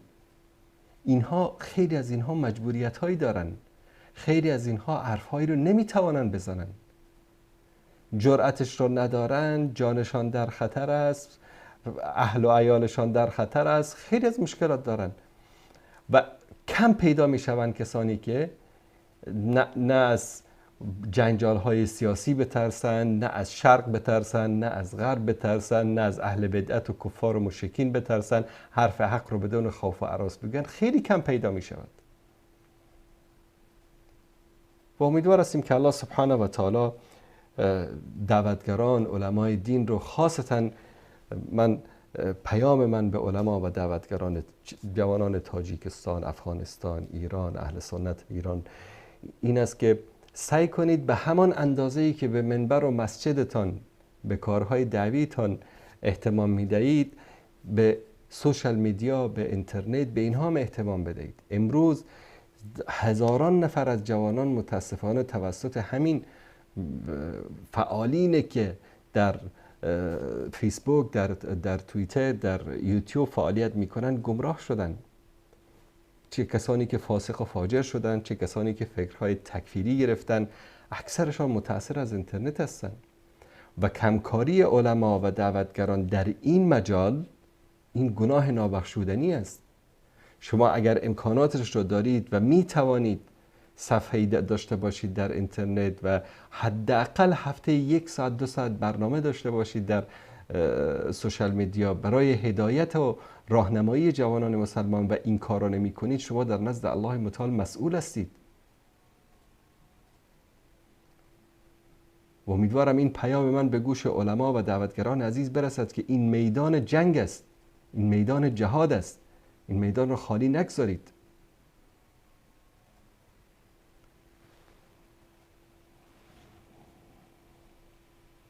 بیننده گرامی سلام علیکم، بفرمایید. علیکم السلام. بفرمایید برادر عزیز. یک سوال دارم. بفرمایید. карти Сбербанк карти кредит не هست تو 120 روزه به پرسنت. هم نمیتونم استفاده برده یا نه؟ یعنی قرض میگیرید از بانک تا 120 روز بدون سود. نه کارت هست، کارت خودش تو 120 روزه ها، تو 120 روزه به پرسنت. بعد از 120 روز با پرسنت میخورد. اگر مثلا تو 120 روز اگر پرداخت نکنید اوج پرسنت میخورد. درست باشه، در این مورد صحبت میکنم برادر عزیز. هزار رحمت. زنده باشید. سلام. اکثر اینها مثل کارت هایی است، ماستر کارت هست، ویزا کارت هست. این کارت های کردیت کارتی که به اصطلاح بیشتر معروف است در اکثر کشورهای دنیا. این کارت ها، حالا چه ماستر کارت و ویزا کارت باشه یا کارت های کردیت دیگری که باشد، شرکت های کردیت کارت میدن. همه اینها تقریبا میشه گفت 99.99% اینها شرکت های سودی هستند، یعنی شرکت های رباخور هستند. از بین 100 نفری که کردیت میگیرن شاید 10 نفر 20 نفرش سر وقت پولشان را بر میگردانند، اما بقیه سر وقت بر نمیگردانند. از این بقیه که هست اینها ربا میگیرن. بعد شما میروید از همان شرکت کردیت میگیرید. شما مطمئن هستید که در 120 روز میتوانید پس برگردانید، اما این پولی که شما گرفتید این پول سود است که این شرکت سودی به شما میداد. شما وقتی که از این شرکت کردیت گرفتید در حقیقت با این شرکت یک همکاری کردید. یک نفر مشتری به این شرکت اضافه شد.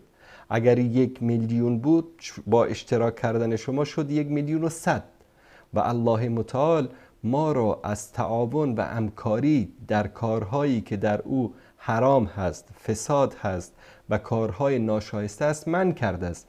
می‌فرماید که ولا تعاونوا علی الاثم والعدوان، در کارهایی که گناه هست و دشمنی هست همکاری نکنید. پس در این کاری که یک شرکت سودخور رباخور انجام میدهد، ویزا کارت باشد، ماستر کارت باشد یا هر کارت های کردیت دیگری که باشد، اینها شرکت هایی هستند که اصلا بنا شدن بر اساس ربا، بر اساس سود. هدف اصلی این شرکت ها سود است. شما که وقتی از اونا قرض میگیرید، کردیت میگیرید، اونا دعا میکنن، آرزو میکنن که شما در داخل 120 روز نتوانید بپردازید. چرا؟ چون حقوق کارگرش، ماشینش، خانهش، سودش، همه فایده‌ای که این شرکت داره سر همین ربا هست، سود است. اگر همه مردم در داخل 120 روز کردیتشان پس بتانن بپردازن، پس این شرکت از کجا فایده کند؟ فی سبیل الله که این کار رو نمی کند. پس سعی کنیم مثلا در یک منطقه‌ای، الان الحمدلله در همه کشورها بانک‌های اسلامی وجود دارد، در همه کشورها، یا بانک‌های اسلامی یا بانک‌هایی که سود کار نمی‌کنن، یا بانک‌هایی که حداقل آمدن یک بخشیش رو به نام به اصطلاح بانکداری اسلامی درست کردن. سعی کنید با این بانک‌ها همکاری بکنید. الا عند الضروره خیلی یعنی مضطر باشید با بانک‌های ربوی تعامل نکنید. در اکثر کشورها وجود دارد بانک‌های اسلامی. با بانک‌های اسلامی ببینید، شما وقتی که میرید با یک بانک اسلامی پولتان را میگذارید، اولا الله سبحانه و تعالی میفرماید که و تعاونوا ولا تعاونوا علی الاثم والعدوان و تعاونوا علی البر والتقوى، در کارهای خوب که در او تقوا و پرهیزگاری است همکاری بکنید. و در بانکی که در او سود هست، در او کارهای خراب هست، بانکایی که مثلا در شرکت‌های شراب سازی و نمیدونم فاحش خانه ها و فلان و رقص و موسیقی و فیلم سازی و این چیزا سهم دارن، با اونها نباید همکاری کرد. چون شما دست کم نگیرید همکاری خودتان رو. شما یک رقم هستید، یک شماره هستید. 1 میلیون رو میتونید 1,000,001 بکنید و این 1 میلیون جمع شده است از تک تک افرادی که با این شرکت پیوستند. به خاطر همین هر گونه همکاری با شرکت هایی که اینم به شما بگم، وقتی که شما پولتون رو سر وقت میپردازید، این شما مرتکب سودخوری و ربا نشدید، این گناهش جداست. خلاص این شما مرتکب ربا نشدید، این اوکی، اینجا مشکلی ندارید. اما از طرف دیگر همونطوری که گفتم ما موظف هستیم، مکلف هستیم که با شرکت‌هایی، بانک‌هایی، مؤسساتی که در راه فحشا و فساد و گناه کار میکنن هیچ گونه همکاری نکنیم الا که مضطر باشیم، مجبور باشیم، هیچ راه دیگری وجود نداشته باشه. دوستان عزیز بیننده، بعضی از سوالاتی رو که عزیزان ما از طریق پیامگیر برنامه فرستاده بودن، من اینجا خدمت شما عزیزان سعی میکنم به طور سریع پاسخ بدم. بیننده عزیزی که چهارشماره آخرشون 4480 هست نوشتن آخرین آیه شریفه‌ای که برای پیامبر اکرم صلی الله علیه و آله و سلم نازل شد در کجا نازل شد و شأن نزول آن چه یا برای چه کسی بود؟ شیعیان اعتقاد دارن که بعد از قضیه غدیر خم که حضرت علی رو دستش رو رسول الله صلی الله علیه و سلم بلند کرد، الله متعال این آیه رو نازل کرد که الیوم اکملت لکم دینکم. این آیه در اصل در روز عرفه نازل شده است، یا به روایتی در روز عید نازل شده است، یا به روایتی در یکی از ایام تشریق، روز اول یا روز دوم یا روز سوم نازل شده است. در مکه نازل شده است و در جایی که حجاج بیت الله الحرام ما حول رسول الله صلی الله علیه و سلم بودند در حجة الوداع. و این روایت صحیح و دقیق است، چون اگر که در غدیر خم نازل میشد، در غدیر خم فقط حجاج مدینه بودند، حجاج یمن، حجاج مکه، قبایل اطراف مکه، حجاج طائف، اینا حضور نداشتن در غدیر خم. پس چه مناسبتی است که آیه به این مهمی در اونجا نازل شود؟ این اعتقاد شیعه است. یکی از دروغ‌های بزرگ است قضیه غدیر خم و ولایت و امامت و خلافت الهی که برای حضرت علی مدعی هستند. یکی از دروغ‌های بزرگی است که شیعیان ساختن و به خاطر اثبات این دروغشان به آیات و به احادیث استدلال میکنن، استدلال غلط و بیجا و باطل. اما آخرین آیاتی که در قرآن نازل شده است طبق روایتی که در بخاری از ابن عباس رضی الله تعالی عنهما روایت میکند، میگن آخرین آیه 278 سوره بقره است که یا ایها الذین آمنوا اتقوا الله و ذروا ما بقی من الربا. کسانی که مؤمن هستید از الله بترسید و آنچه از ربا باقی مانده است را بگذارید، یعنی رباخوری رو بس کنید و رها کنید، این کنتم مؤمنین.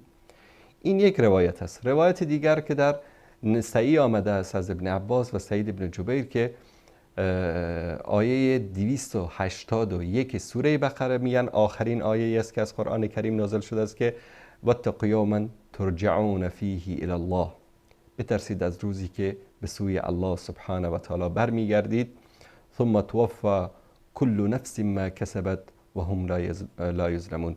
میگن این آخرین آیه است. روایت دیگر میگن که آخرین آیه‌ای که نازل شده است آیه دین است، آیه 282 سوره بقره است که یا ایها الذین آمنوا اذا تداینتم بدین الی اجل مسمى الی آخری که طولانی ترین آیه قرآن کریم هم هست.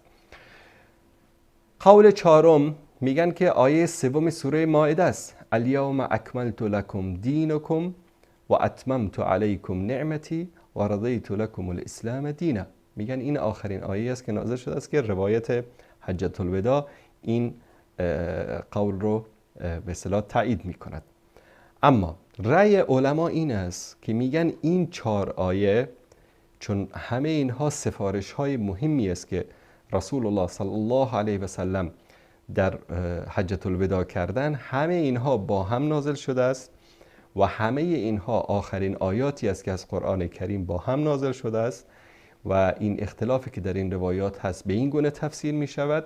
به همین دلیل می توانیم بگیم که هر کدام از اینها آخرین آیه از قرآن کریم است که نازل شده است و این مثلا قول اکثر علما در این مورد می باشد.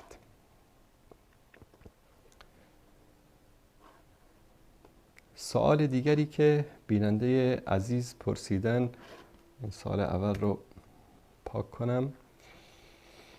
نوشتن که آیا حج کردن با پول دیگران قبول می شود؟ مثلا اگر یک دوستم مصارف حج را پرداخت کند، آیا حج من قبول است؟ ببینید، حج کردن، من بارها در این مورد صحبت کردم که حج کردن یکی از شروط مهمش این است که من استطاع الیه سبیلا. ما در بقیه عبادت ها این شرط رو نداریم، در حج این شرط رو داریم که کسی که استطاعت داشته باشد، کسی که یعنی خرج و مصرف سفر حج رو ندارد، خرج و مصرف عائله خود را، اهل خود را، عیال خود را تا موقع برگشتن ندارد، بر این انسان حج بیت الله فرض نیست. اما من میخوام حج برم، بعد کارگردان عزیزمون، برادر بزرگوارمون رو خیلی دوست دارم، میگم برادر عزیز من خرج و مصارف حج تو رو میدم به خاطر که تو یک انسان شریف و متقی و پرهیزگار انجام تایید کردن و حافظ قرآن کریم هم هستی و دوست دارم که در این سفر با من همراه باشی، بلیط هواپیما و خرج و مصرف تو من میدم، این هیچ اشکالی ندارد. هم حج من قبول می شود، هم حج کارگردان عزیز ما قبول می شود. اگر یک برادر مسلمانی، یک برادر یا خواهر مسلمان دیگری رو مصارف حجش رو می پردازد و خاصتا اگر نیتش این باشد که این سفر روحانی تأثیر معنوی بر او داشته باشد، بر تقوا و پرهیزگاریش بیفزاید، بر هدایت او بیفزاید، نه تنها اشکالی ندارد بلکه ثوابم دارد و خوب است. حج طرف مقابل هم قبول است.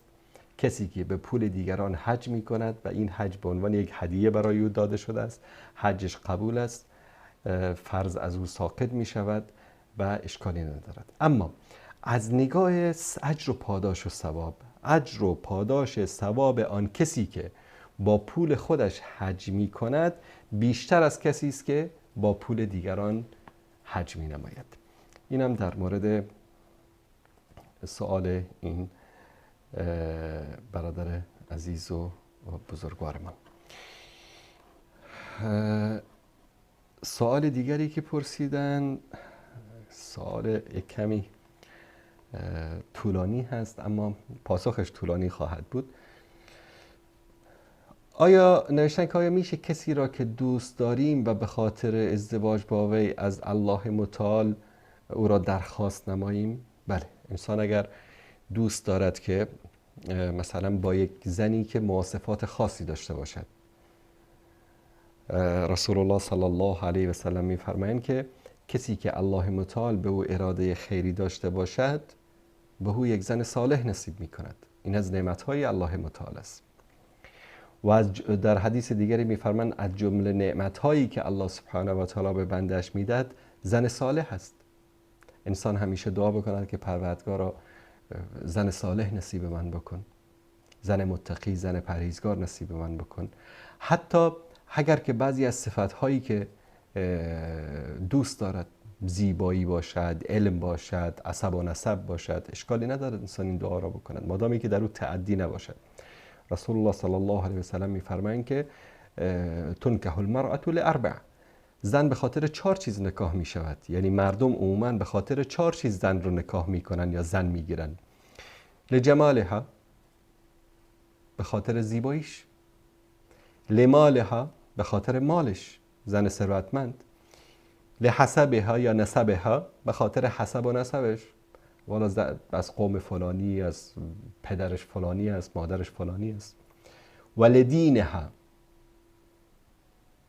و به خاطر دین. رسول الله صلی الله علیه و سلم می‌فرماید فاظفر بذات الدین، فاظفر بذات الدین تربت یدک. اگر میخوای سعادتمند شوی، خوشبخت شوی، زن دیندار بگیر. این به این معنی نیست که زن دیندار بگیر زیبا نباشه، زن دیندار بگیر مال نداشته باشه. اگر همه این صفات‌ها رو داشته باشه که نورون علی نور. نظر شما چیه کارگردان عزیز برنامه؟ اگر زن این 4 صفات را داشته باشه که نورون علی نور، دیگه بیشتر از این چی میخواهید؟ اما اگر که کسی به خاطر جمال، کسی به خاطر مال، کسی به خاطر دین، به همه این مردم به خاطر هر کدام از اینها، یکی اصلا دوست داره میگه اصلا برای من دین مهم نیست، حتما زیبا باشد. اما اگر میخوایی سعادتمند شوی، رسول صلی الله علیه و آله و سلم میفرمایند که زن دیندار بگیر که تا سعادتمند شوی. نوشتن که یک دختری را دوست دارن و برای این که همراهش ازدواج کنن 2 سال است که دعا میکنن، خدای متعال دعای شما را قبول بکند. و نماز میخوانم اگرچه خواستگار روان کردند اما پاسخ مثبت دریافت نکردم و هر قدر کوشش کردم با کسی دیگر ازدواج کنم هیچ قلبم قبول نمی کند. این یک چالش است که به خانواده ما که هیچ دختری را قبول نمی کنم و دلم نمیخواهد که این کار من دلم نمیخواد. آیا این کارشان درست هست؟ میگن نه این کار من درست هست. تا چه وقت باید منتظر بمانم؟ ببینید برادر عزیز و گرامی، اولا اصرار کردن، خب انسان تا یک حد و مرزی باید اصرار بکنه. این صفت خوبی است که انسان برای به دست آوردن علم، برای به دست آوردن زن خوب، برای به دست آوردن مقام، منصب، مرتبه علمی، مال، اینها انسان اصرار داشته باشه. اما این اصرار اگر از حد بگذره خوب نیست. این اصرار اگر از حد اعتدال و طبیعیش بگذره خوب نیست. یعنی من کسی رو میشناسم که هر کی رو براش پیشنهاد میکردن رد میکرد تا اینکه سنش رسید تقریبا به نزدیکای 40، بعداً یک کسی رو گرفت که هیچ کس نمیگرفت در اون شهر. بعضی انسان ها اینطوری هستن، کارگردان عزیزمون میخند. بعضی اینطوری هستن. این واقعیت است. این شخص رو من خودم میشناختم، یعنی از حدود 25 سالگی که برای این پیشنهاد میکردن اینو بگیریم، نه این اینجاش اینطوری است، اونو بگیریم، نه این قدش کوتاست اینو بگیریم، نه والا بوسش اینطوری است، پدرش اینطوری است، مادرش این قوم و قبیلش اینطوری. در سن 40 سالگی آخر مجبور شد رفت کسی رو گرفت که در شهر هیچ کس نمیگرفت. دیگه به حدی رسید میگفت هر چی باشه مقصد یک زن باشه. خدای نکرده شما به یک سنی نرسید که بعد از اون بگید که والا هر چی باشه یک زن باشه و هر چی رو که به اصطلاح تمونده شهر رو به شما بدن. ثانیاً محبت باید 2 طرفه باشه. شما این زن رو، این دختر رو دوست دارید اما شاید اون شما رو دوست نداره، به خاطر همین حتما خواستگار فرستادید قبول نکرده. وقتی محبت یک طرفه باشه، بعضی از جوانها اصرار میکنن که حتما باید من این دختر رو بگیرم، حتما باید این زن رو بگیرم. این اشتباهه. سعی کنید که به شکلی از اشکال شرعی از دل اون دختر و از دل اون زن اطلاع پیدا بکنید. اگر اونم واقعا شما رو دوست داره و حاضره که با شما ازدواج بکنه، بعد از اون اصرار بکنید. اما اون دوست نداره شما رو و شما مثل این فیلم های هالیوود و بالیوود، دروغ هایی که هست، این شده عاشق، شب بدون کفش میخوابه، صبح تا ساعت 10 از اتاق خواب بیرون نمیشه، چی شده؟ طرف عاشق فلان دختر شده. این عشقای یک طرفه که زندگی خودش هم تباه میکنه، زندگی دیگران هم تلخ میکنه، اینا به نتیجه نمیرسه. ازدواج، محبت، عشق، علاقه باید 2 طرفه باشه، هم از طرف زن باشه و هم از طرف مرد باشه. اینجاست که در یک خانواده محبت، صفا، صمیمیت، سکون و آرامش به وجود میاد. الله سبحانه و تعالی در سوره روم میفرماید که و من آیاته ان خلق لكم من انفسكم ازواجا، از نشانه های قدرت الله متعال این است که از نفس شما، مثل شما، برای شما همسرانی رو ساخت. برای چی؟ برای که شما از اونها استفاده جنسی بکنید؟ نه. برای اینکه شما بچه به دنیا بیارید؟ نه. در هیچ جای قرآن هدف ازدواج استفاده جنسی، همبستری، آوردن اطفال ذکر نشده. بلکه در اینجا چه ذکر شده؟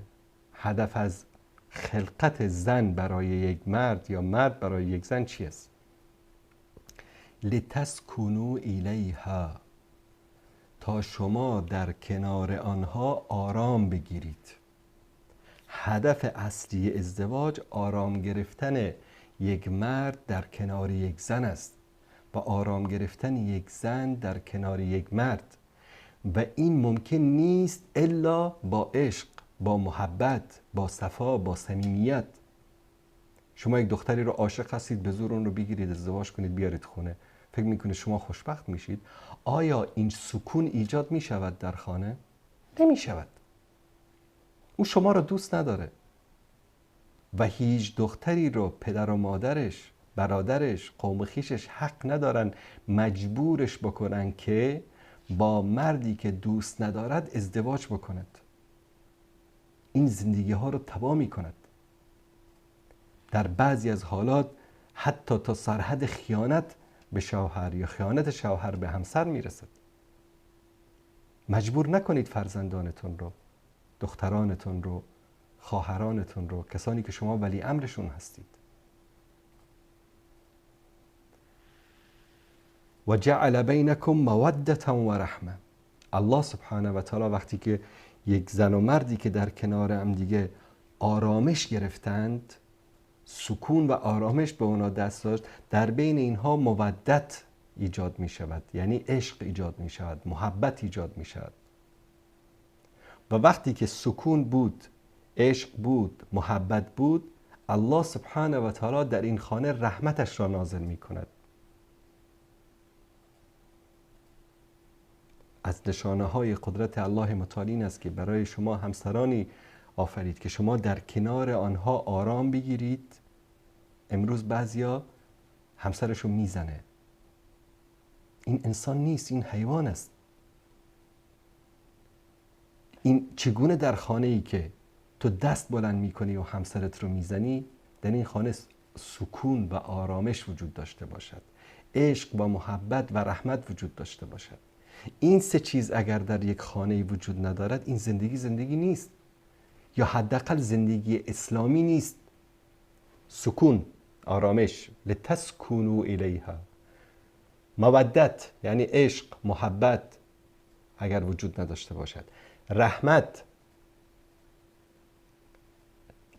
الله سبحانه و تعالی وقتی در یک خانه باشد، زن و شوهر به همدیگه عشق می‌ورزند، به همدیگه محبت می‌داشته باشند با فرزندانشان نسبت به همدیگر.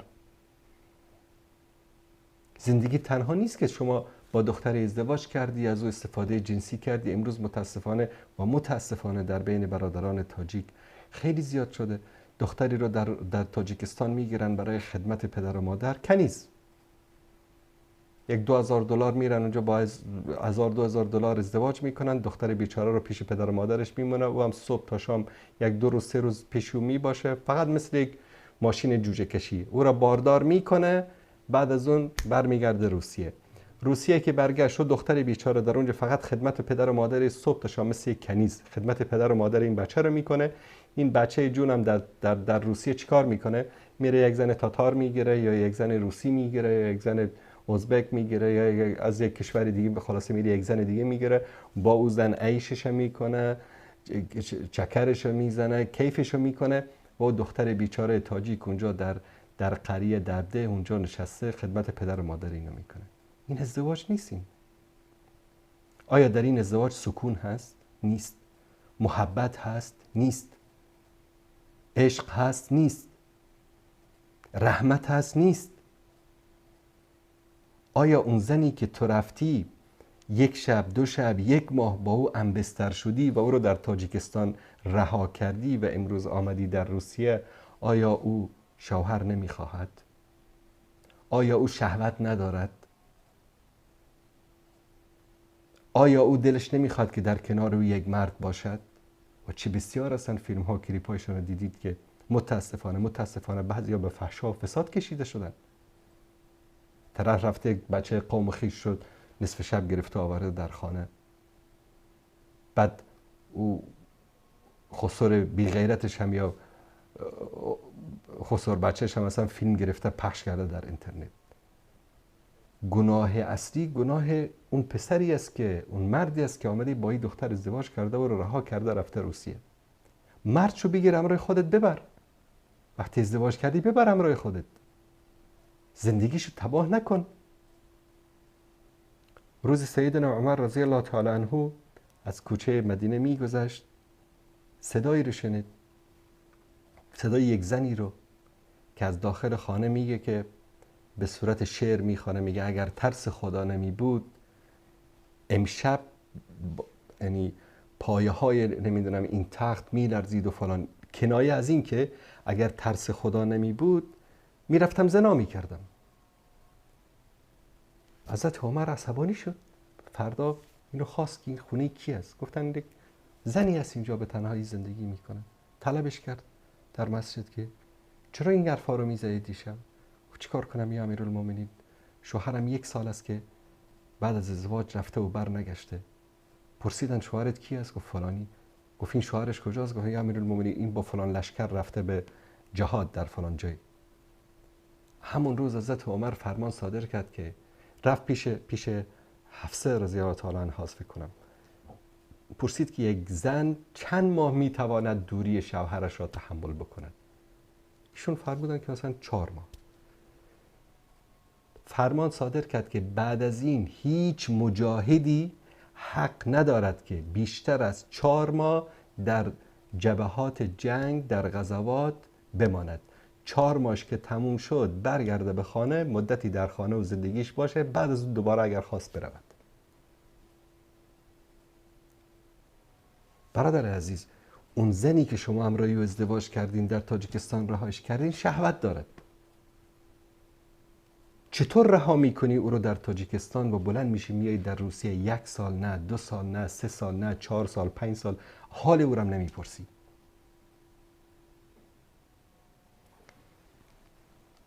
پس هدف ازدواج الله سبحانه و تعالی در قرآن کریم این موارد رو بیان میکند. اما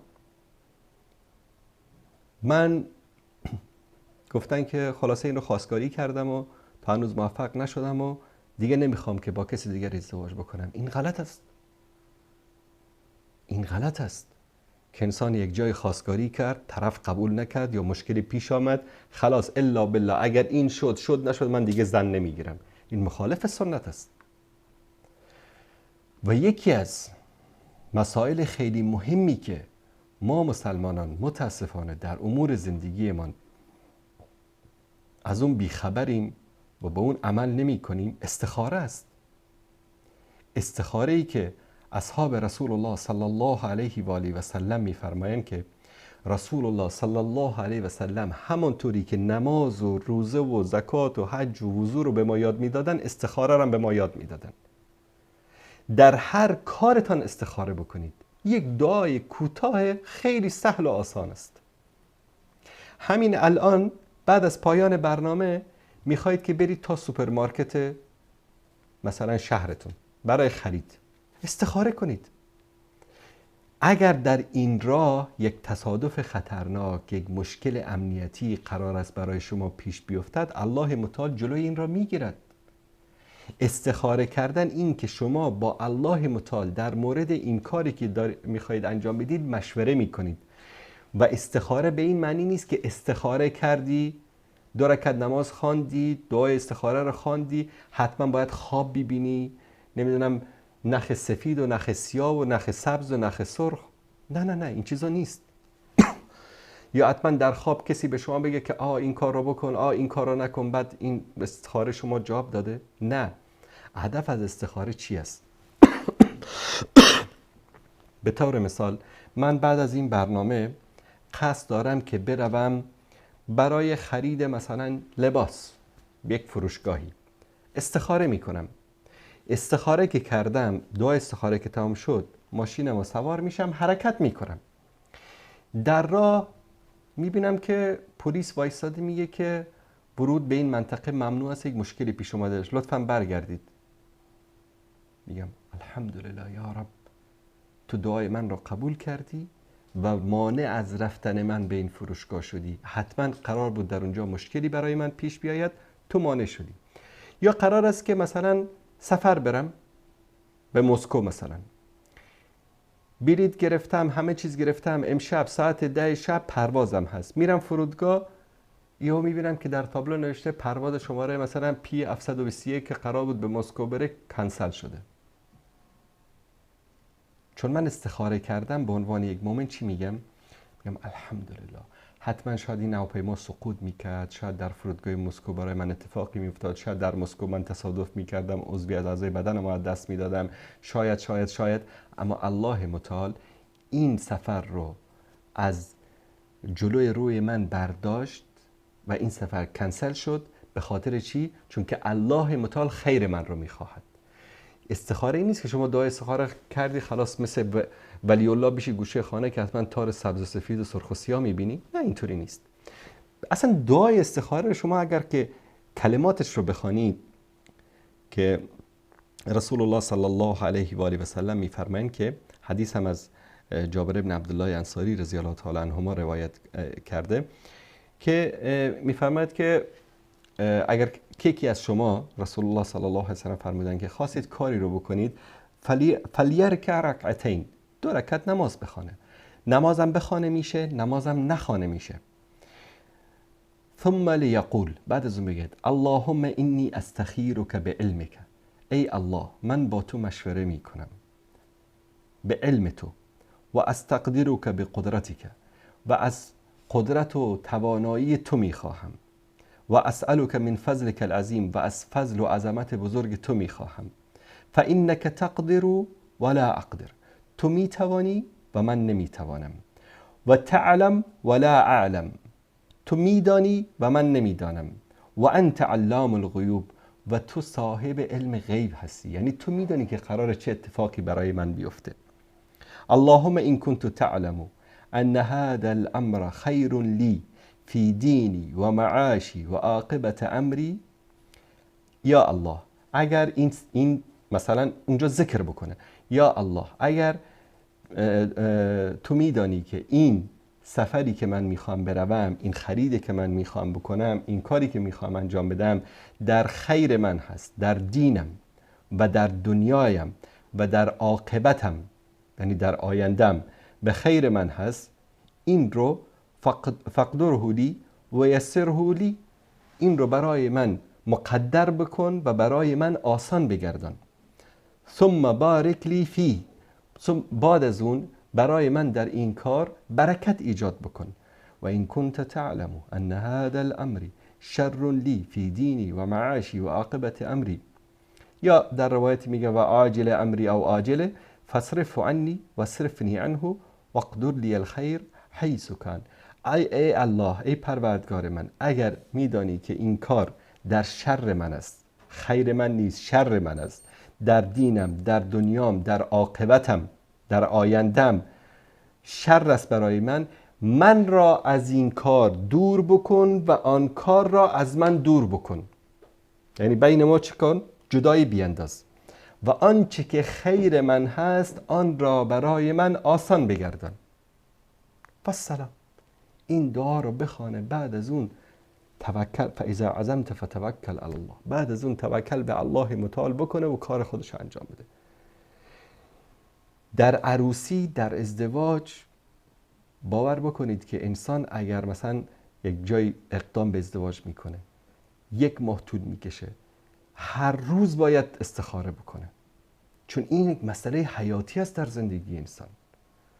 ما استخاره نمی کنیم، با الله سبحانه و تعالی مشوره نمی کنیم، با الله سبحانه و تعالی درد دل نمی کنیم، دعا نمی کنیم الا بالله که من این کار رو باید بکنم.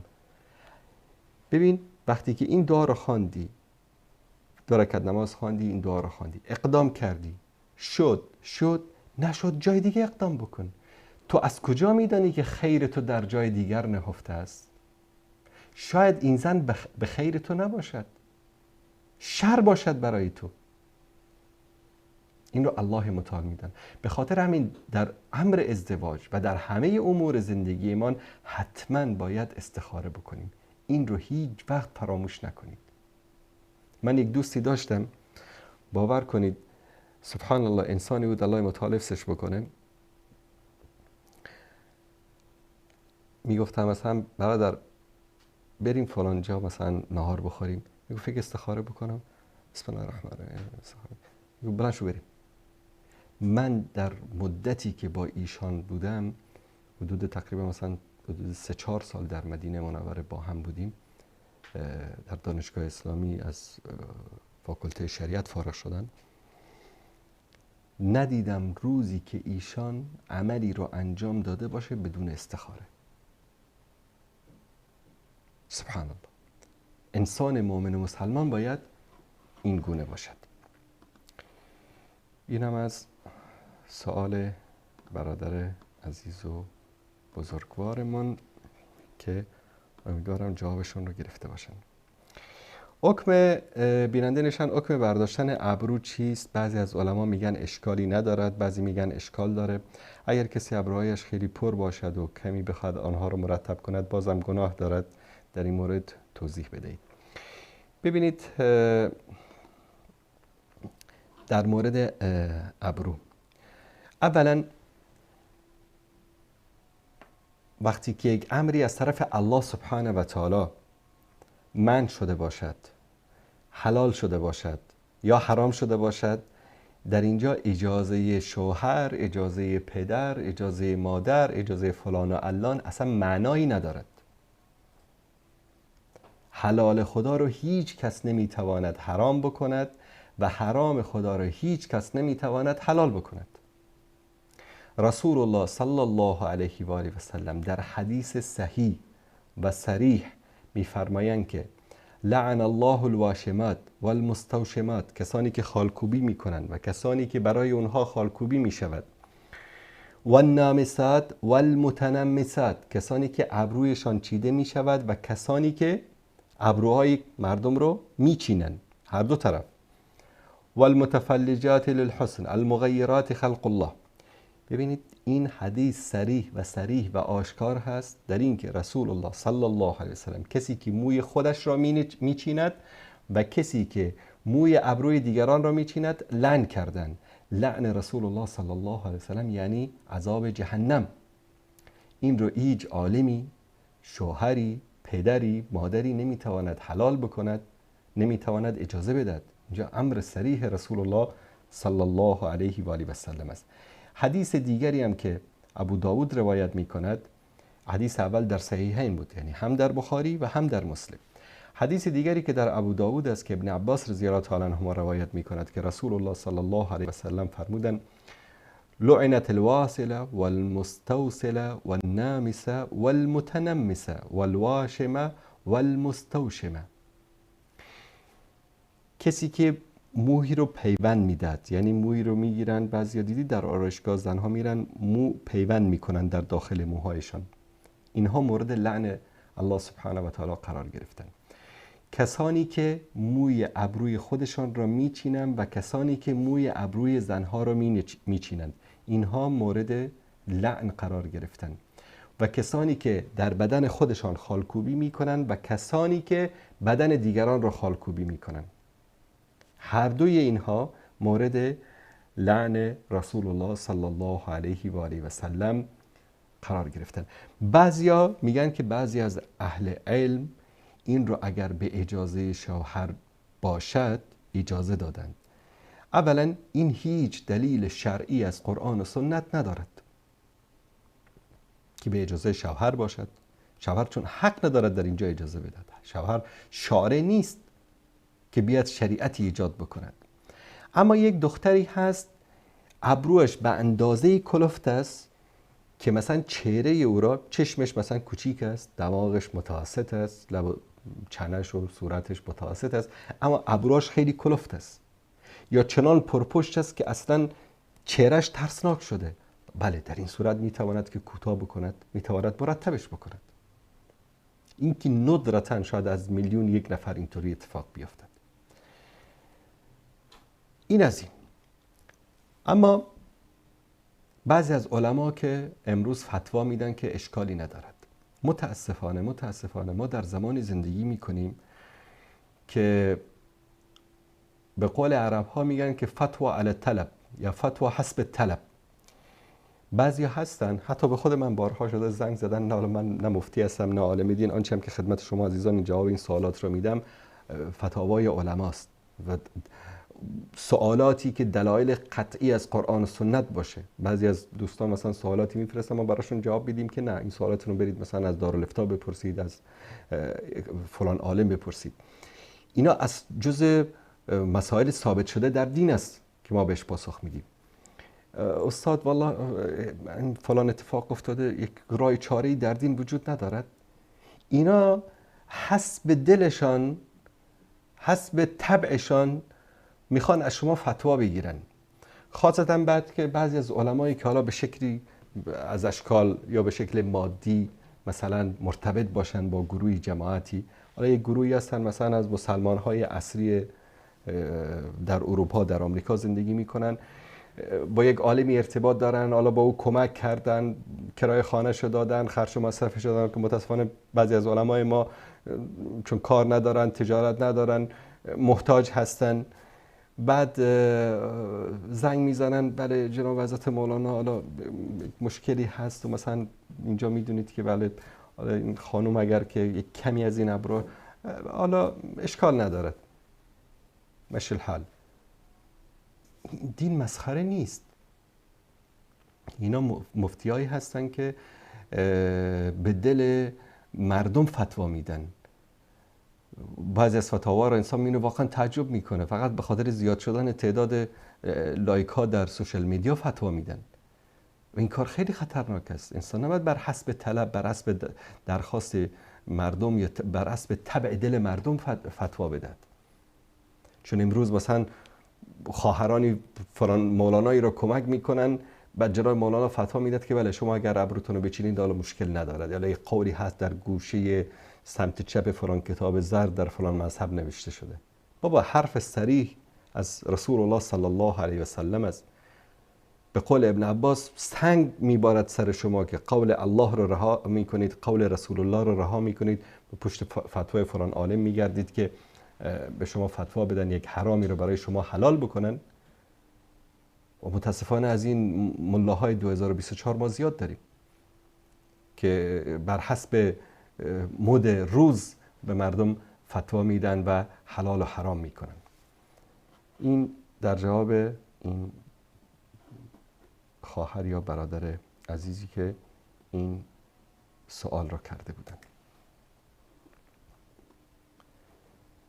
بیننده عزیزی در مورد خوردن خصیه حیوانات، گوسفند، گاو، اینو سوال کردن که آیا این حرام هست یا حلال هست. ببینید در اصل در دین این است که هر آن چیزی که از حیوانات حلال گوشت باشد غیر از خون حلال است.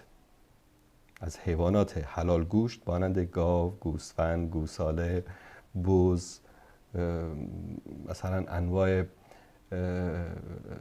حیواناتی که گوسفندها و بزهای کوهی که هستند و بعضی از پرنده هایی که حلال هستند، همه اینها گوشتشان، پوستشان غیر از خون، آنچه که در بدنشان وجود دارد، جگر هست، مثلا شش هست، اینا همه حلال هستند.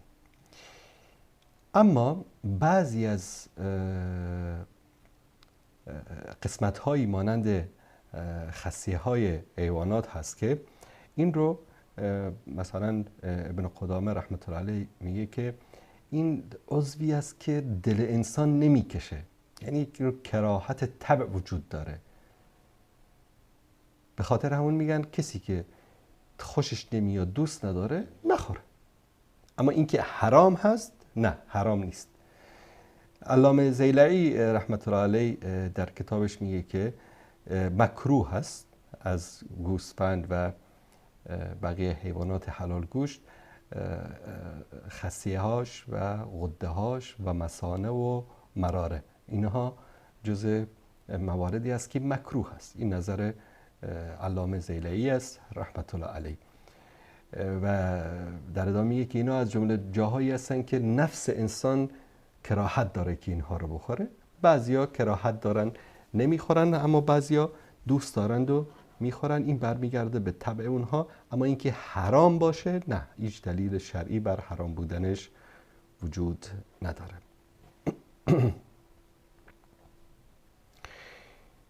بیننده عزیزی نوشتن که در بعضی از کشورهای اروپایی زوجها را مکلف می‌سازند تا دوباره مطابق قوانین آن کشور عقد نکاح کنند. آیا این در شریعت جایز است؟ ببینید دوستان عزیز و گرامی، در کشورهای اروپایی، آمریکایی یا بعضی کشورهایی که در آنجا قوانین مدنی وجود دارد، عقد نکاح به شکلی صورت می‌گیرد که مثلا در شهرداری، در بلدیه مثلا، یا در بعضی از ادارات دیگر غیر از محکمه و به اصطلاح جایی که علما باشن یا اهل دین باشن، میرن در اونجا یک دفتری هست، یک نفر مکلف نوشتن عقد نکاح هست و 2 شاهد است، عروس هست و داماد هست و والدینشون هستن، قوم خویششون توی سالونی هستن. از عروس میپرسه که این رو به عنوان شوهرت قبول داری؟ میگه بله. بعد شوهر میپرسن که این رو به عنوان همسرت قبول داری؟ میگه بله. شاهدا رو میپرسه شما شهادت بیدین؟ بله. مادامی که این عمل به این شکل صورت بگیره، این یک نکاح است. از نگاه شرعی هم اشکالی ندارد. مادامی که عاقد هست، 2 تا شاهد هست، عروس و داماد هست، رضایت طرفین هست، ایجاب و قبول صورت گرفته، والدین هستن و اعتراض هم ندارن. طبعا پدر دختر هست، پدر مثلا داماد هست، بودن ولی اصطلاح در اکثر مذاهب شرط هست در نکاح. مادامی که به این شکل باشه، این نکاح از نگاه شرعی اشکالی نداره و عقد نکاح واقع میشه، چون در نکاح اصل چی هست؟ ایجاب و قبول است.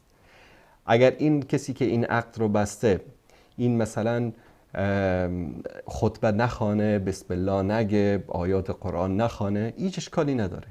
المهم این است که ایجاب و قبول بین دختر و پسر یا مرد و زن صورت گرفته، شاهدا هم هستن، ولی هم هست، تمام، عقد نکاح در اینجا صورت میگیرد.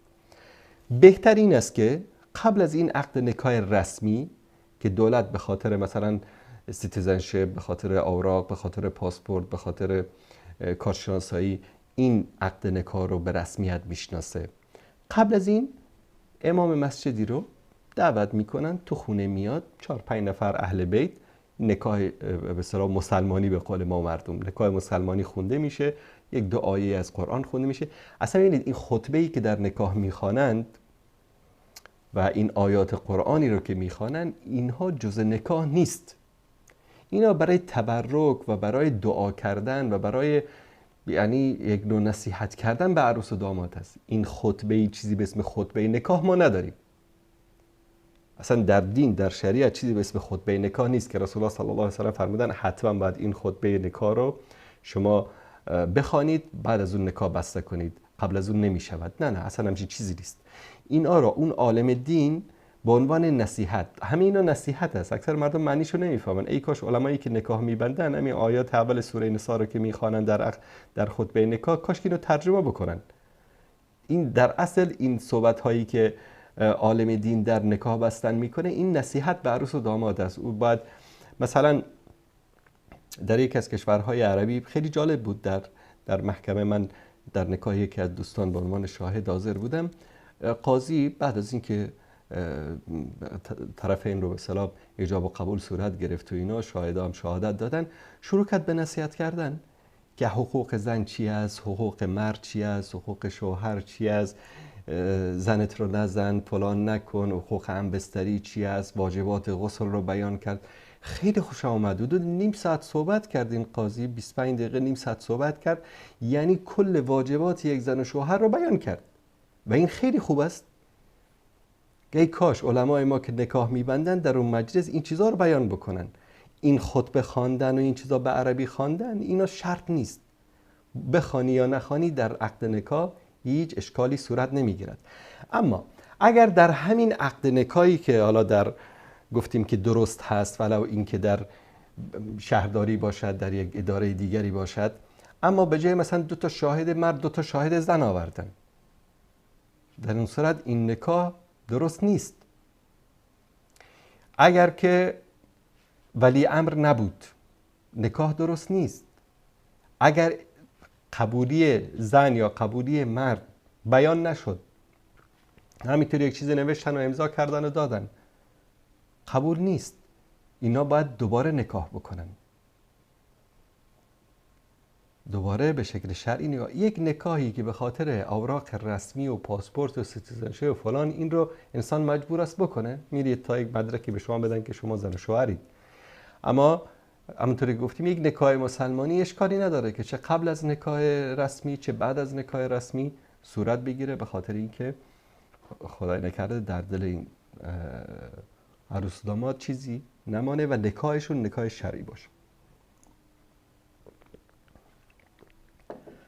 بیننده نوشتن که در ترکیه زندگی میکنن. بعضی دوستان سلفی آنها میگویند که نماز پشت امامان ترکی نمیشود. در این مورد معلومات بدهید. غلط کردن، همچین فتوایی رو صادر کردن. سلفی است، علفی است، هر کسی کی است.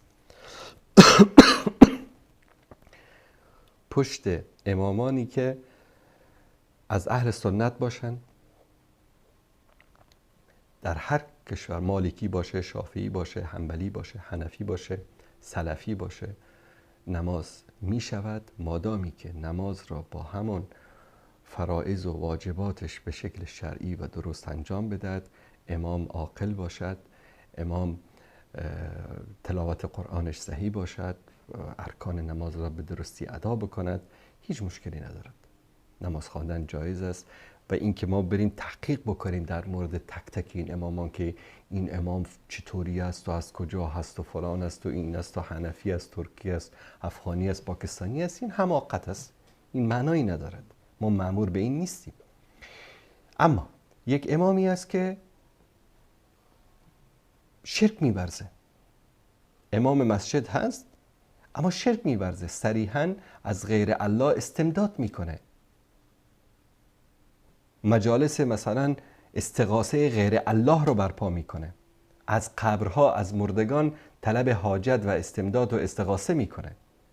این ترکی باشه، افغانی باشه، آمریکایی باشه، اروپایی باشه، از هر جایی که باشه، پشت این نماز خواندن درست نیست، مادامی که شرک آشکار داشته باشه یا عقاید کفری داشته باشه، پشتش نماز خواندن جایز نیست. اما اینکه مثلا بگیم که والا پشت امامان ترکی نماز خواندن داره، یک حرف احمقانه و جاهلانه است که متاسفانه افراطگرایی که عاقبتش میشه داعش از همین جاها سرچشمه میگیره.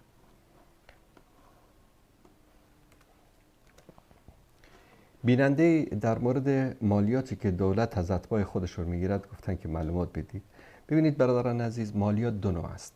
یکی مالیاتی است که حکومت یک مبلغی رو از شهروندان خودش در مقابل خدمات عام المنفعه‌ای که حکومت برای شهروندان خودش میداد، مانند خدمات طبی، پزشکی هست، ساختن راه‌ها، به اصطلاح روشن کردن خیابان‌ها، تمیز کردن آشغال‌ها، درختکاری، گلکاری، ساختن جدول‌های کنار خیابان، یا خدمات عام المنفعه‌ای که به اصطلاح در یک مملکتی در شهرها شما می‌بینید. به خاطر این اگر یک مبلغی رو از شهروندان یک حکومت میگیره اشکالی نداره.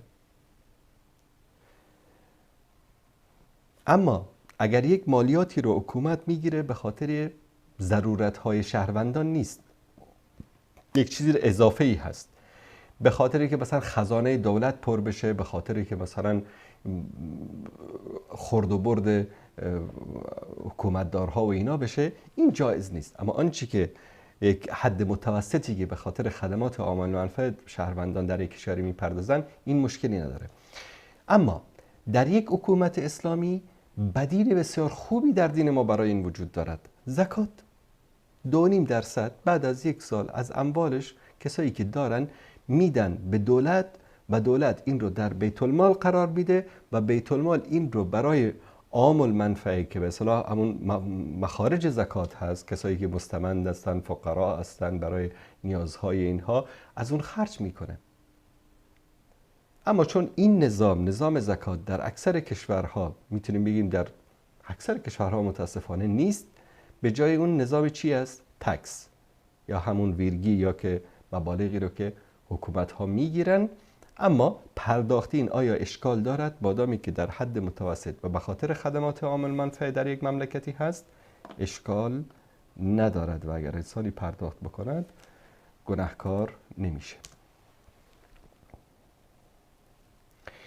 یک نفری به نام فروتن نوشتن که در هرات پیدا شده که از مردم طلا یا تومان به 5 ماه 2 برابر بر می‌دارد. اگر اکثر مولای صاحبان میگن مشکل ندارد. نه، این عین ربا هست. کی گفته است که مشکل ندارد؟ کسایی که اگر گفتن مشکل ندارد، من بدونید که با اون شریک هستن. کسی که به مدت معینی یک پولی رو یا طلایی رو 2 برابر برمیداره، این ربا هست، سود است. هر کسی که گفته که مشکل نداره حتما شریک است در سودش و متاسفانه زیاد است از این کسایی که به خاطر سودشون با اینها همراه می باشن. نوشتن نماز صبح جماعت ایستاده است، اگر سنت میخوانید جماعت میگذارد و اگر در جماعت شریک شوید سنت را ترک میشود بعد از جماعت. اینو در یکی از برنامه من پاسخ دادم، منتها بازم دوباره تکرار میکنم. وارد مسجد میشوید، حدیث صحیح و صریح از پیامبر است، وقتی که نماز فرض برپا شد هیچ نماز دیگر قبول نمیشود. نماز فرض تکبیر گفت، مردم الله اکبر دستشون رو بستن، بقیه نمازها باطل.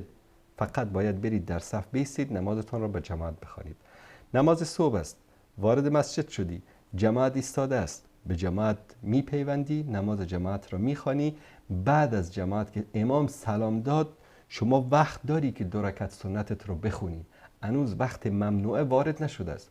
2 رکعت سنت هم نهایت 4-5 دقیقه بیشتر وقت نمیگیره.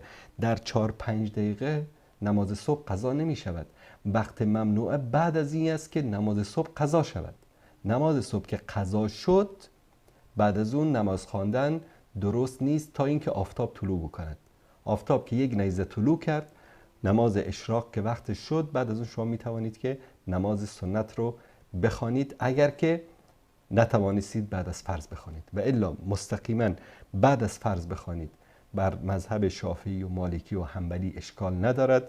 احناف یک کمی سخت میگیرن در این مسئله، میگن که بعد از نماز فرض صبح هیچ نماز دیگری خوانده نشود، چون که احناف نماز صبح رو دیرتر میخوانند، برعکس حنبلی و شافعی و مالکی که زودتر میخوانند. مثلا اگر طلوع آفتاب در یک کشوری ساعت 4:30 باشد، مذهب حنفی وقتی نماز صبح رو خواندی سلام گشتاندی یعنی ساعت 4:10 4:15 است.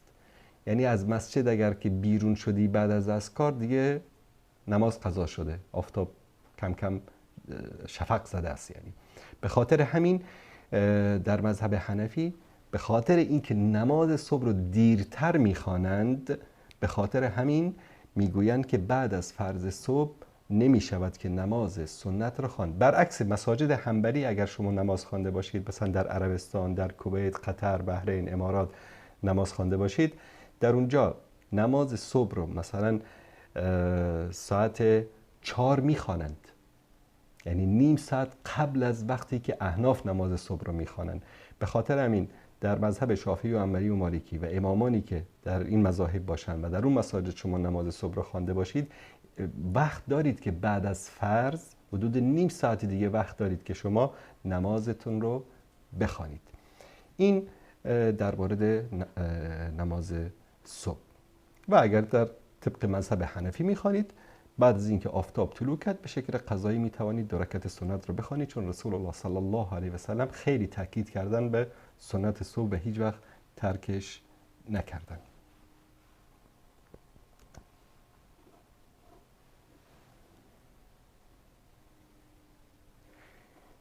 بیننده پرسیدن که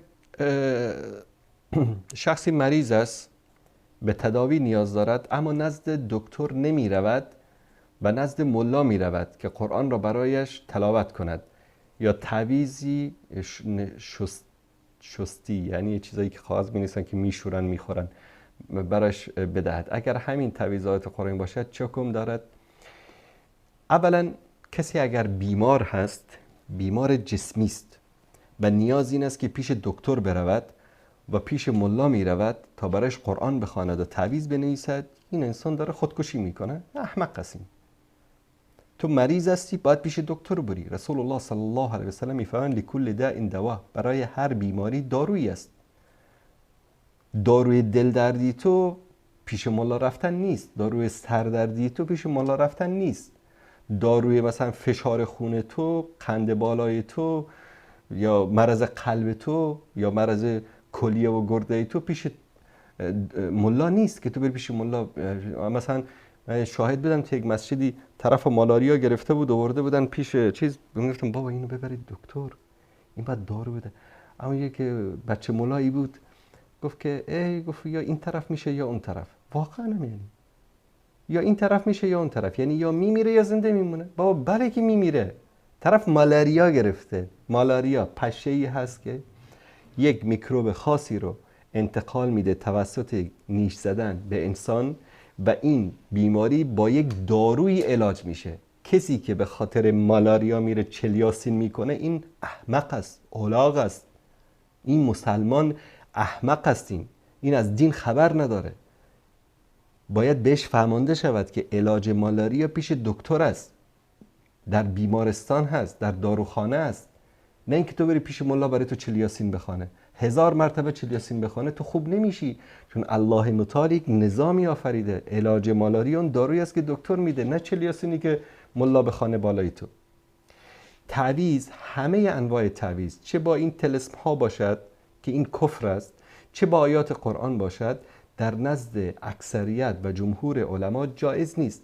قول ضعیفی وجود دارد که احناف هم به او استدلال میکنن از ابن مسعود که میگه تعویذی که با آیات قرآن باشد جایز است. اما این تعویذ رو اگر انسان ببنده به خودش، با یه حمام بره، در بین نجاست بره، در حالت جنوب در بدنش باشه، اینها مخالف صریح با آیات قرآن است. قول ابن مسعود رضی الله تعالی عنه در این است که اگر کسی این رو مثلا در یک چیزی نوشت و در بدن خود گذاشت یا در جیب خود گذاشت، نه اینکه با این بره در بیت الخلا، با این بره توالت و خلاص جای نجس و اینها، یا اینو همیشه در یک پارچه ببنده، در یک مخملی یا در یک چرمی ببنده گردنش بندازه. ابن مسعود هم اگر این تعویضای امروزی رو میدید میگه بابا اصلا همه اینها باطل است. به همین دلیل تعویض انواع و اقسامش جایز نیست و رسول الله صلی الله علیه و سلم از این منع کردن. سوال دیگرشان این است که شخصی لابراتوار داره، همراه یک دکتر معالجی قرارداد بسته که اگر بیمارات برای معاینه اومدن و احتیاج به لابراتوار داشتن پیش من بفرست و در این مقابلش 20 یا 30% به اون دکتر سود میدن. این اگر قیمتی که این لابراتوار از بیمارها میگیره، پولی که میگیره، مثلا در تست خون به طور مثال کلسترول میخواد یا قند خون یا که ویتامین دی یا فلانی بیماری در همه جا هست $100، ایشون بگیره $130 به خاطر اینکه $30 رو بده به دکتر و $100 رو بگیره برای خودش، این حرام است، این فریبکاری است، این اکل اموال الناس بالباطل است، جایز نیست. اما همه جا $100 است، اینم $100 میگیره، اما به خاطر اینکه مشتریش بیشتر بشه $100 از بیمار میگیره مثل همه لابراتوارها، اما $20 رو میده به دکتر به خاطر اینکه این مشتری رو براش فرستاده. این جایز است، هیچ مشکلی هم نداره. اما اگر قیمت رو اضافه میکند و مثل که امروز بعضی دکترهای خدا نشناس، ظالم و ستمگر که از مروت و انسانیت و از اون وظیفه اخلاقی و ایمانی و وجدانی دکتری و طبی خودشون هم بیخبر هستن و زیر پا گذاشتن، مثلا میرن با یک داروخانه قرارداد میبندن، چنان نسخه مینویسه که مثل این که یک مورچه رو در رنگی خیس کرده باشید روی کاغذ رها کرده باشید، هیچ کس نمیفهمه. این شفرهایی است بین خودش و بین یک داروخانه مخصوصی که زیر معاینه خانه‌اش است. میرید مثلا اون کپسول آموکسیسیلین رو مثلا در همه داروخانه اگر 100 افغانی باشه، این به شما میده 150 افغانی، چون که این زیر معاینه خانه دکتر است و با دکتر قرارداد داره و این نسخه دکتر رو غیر از این معاینه خانه هیچ کسی دیگری، داروخانه غیر از این داروخانه کسی دیگری خوانده نمیتواند. این دکترها خیانتکارن. این پولی که میگیره، این کاری که میکنه حرام است. اگر به شکل طبیعی باشد، به خاطر فرستادن مثلا مشتری 1% رو به دکتر بده، هیچ مشکلی ندارد.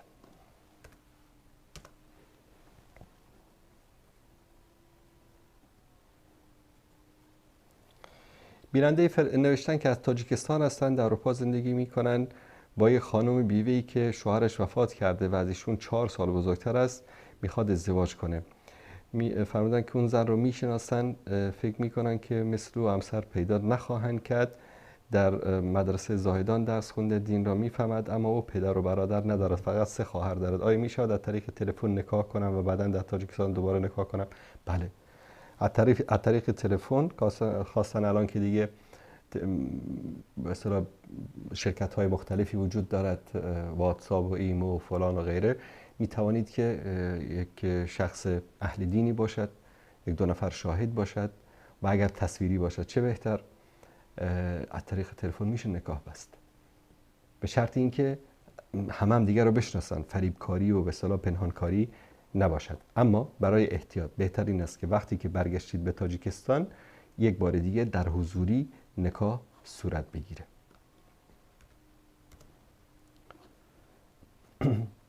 بیننده نوشتن که در مارکت های مانند فلان و فلان در ترکیه گوشت مرغ و کوکاکولا حلال است یا نه؟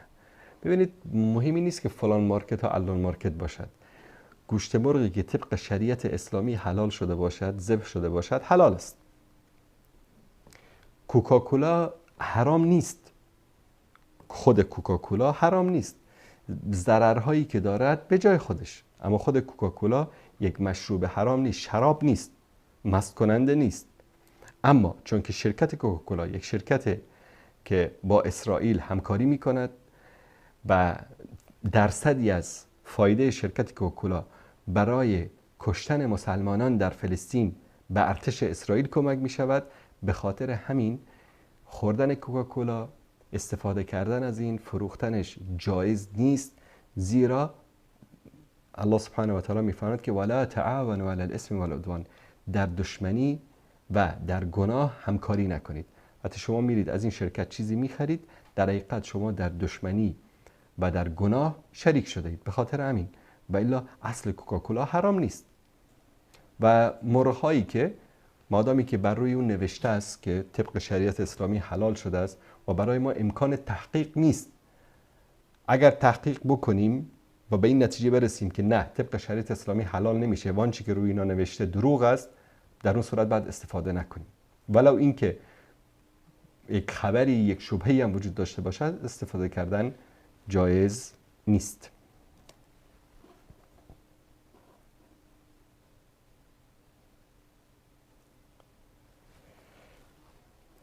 بیننده عزیزی نوشتن که در افغانستان اهل توحید به نام وهابی و فلان مورد شدیدترین حملات لفظی و حتی به قتل می‌رسند. پیام شما به حکومت طالبان چیست؟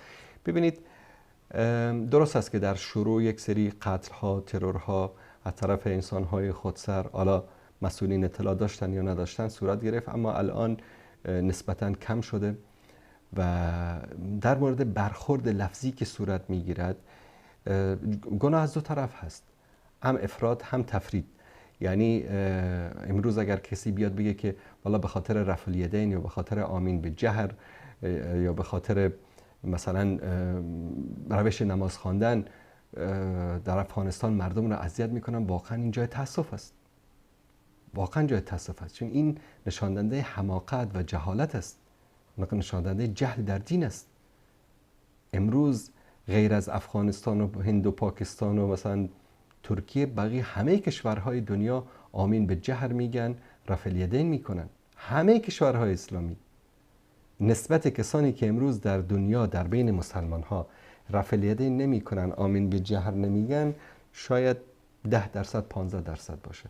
اکثریت آمین به جهر میگن، رفع الیدین میکنن. اما اون احمقی که این چیزا رو فکر میکنه علامت وهابیت است و فلان است و اینا، از این جهل است، حماقت است.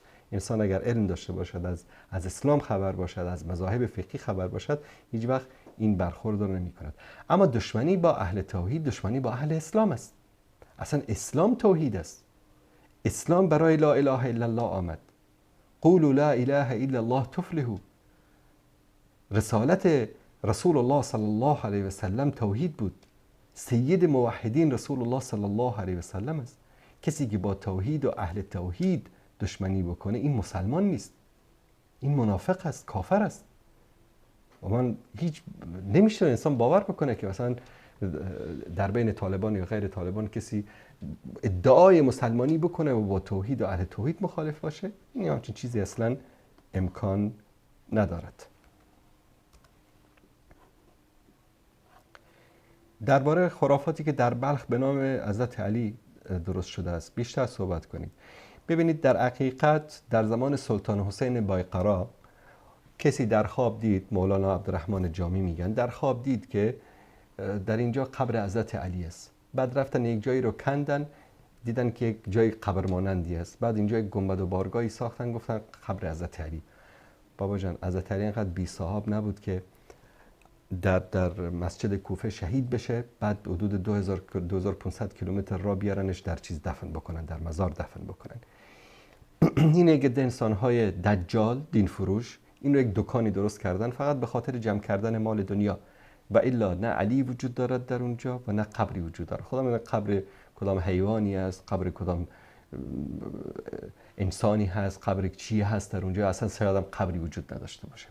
حضرت علی قبرش در نجف است، در کوفه شهید شد، در نجف دفن شد. تا مدتی که به اصطلاح نواسب بودن و یک سری دشمنی ها از طرف خوارج و نواسب با اهل بیت رسول الله صلی الله علیه و سلم وجود داشت، قبرشان پنهان بود، وصیت کرده بودن پنهان، چون خوارج از قبر در می آوردن با مردار آتش می زدن. دشمنیشون به این اندازه بود. به همین دلیل تا مدتی قبرشون پنهان بود و بعد از اون نیازی به پنهان بودن قبرشون نبود. قبر همه اهل بیت صحابه قبرشون واضح است، آشکار است، در مدینه، در هر جای دیگه. و حضرت علی هم قبرش در نجف است. و این که امروز میگن در چیز است، این دروغی است که ساختن یک دکانی درست کردن به خاطر خالی کردن جیب‌های مردم نادان و احمق و جاهل. و الا نه اونجا حضرت علی وجود دارد. و یک شعری هم درست کردن که گویند که مرتضی علی در نجف است، در بلخ بیا ببین چه بیت الشرف است، جامی نه عدن گوی نه بین الجبلین، خورشید یکی و نورش به هر طرف است. یعنی حضرت علی اینقدر مرتبهش از پیامبرم بالاتر بوده که پیامبر صلی الله علیه و سلم یک قبر داره معلوم هست، و حضرت علی از پیامبرم بالاتر بوده که حالا 4-5 در عدن هم یک قبر داره به اسمش، در کابل هم در کارت سخی یک چیز درست کردن، جای درست کردن قدمگاه حضرت علی گفتن. بعد میگن که در عدن هم هست.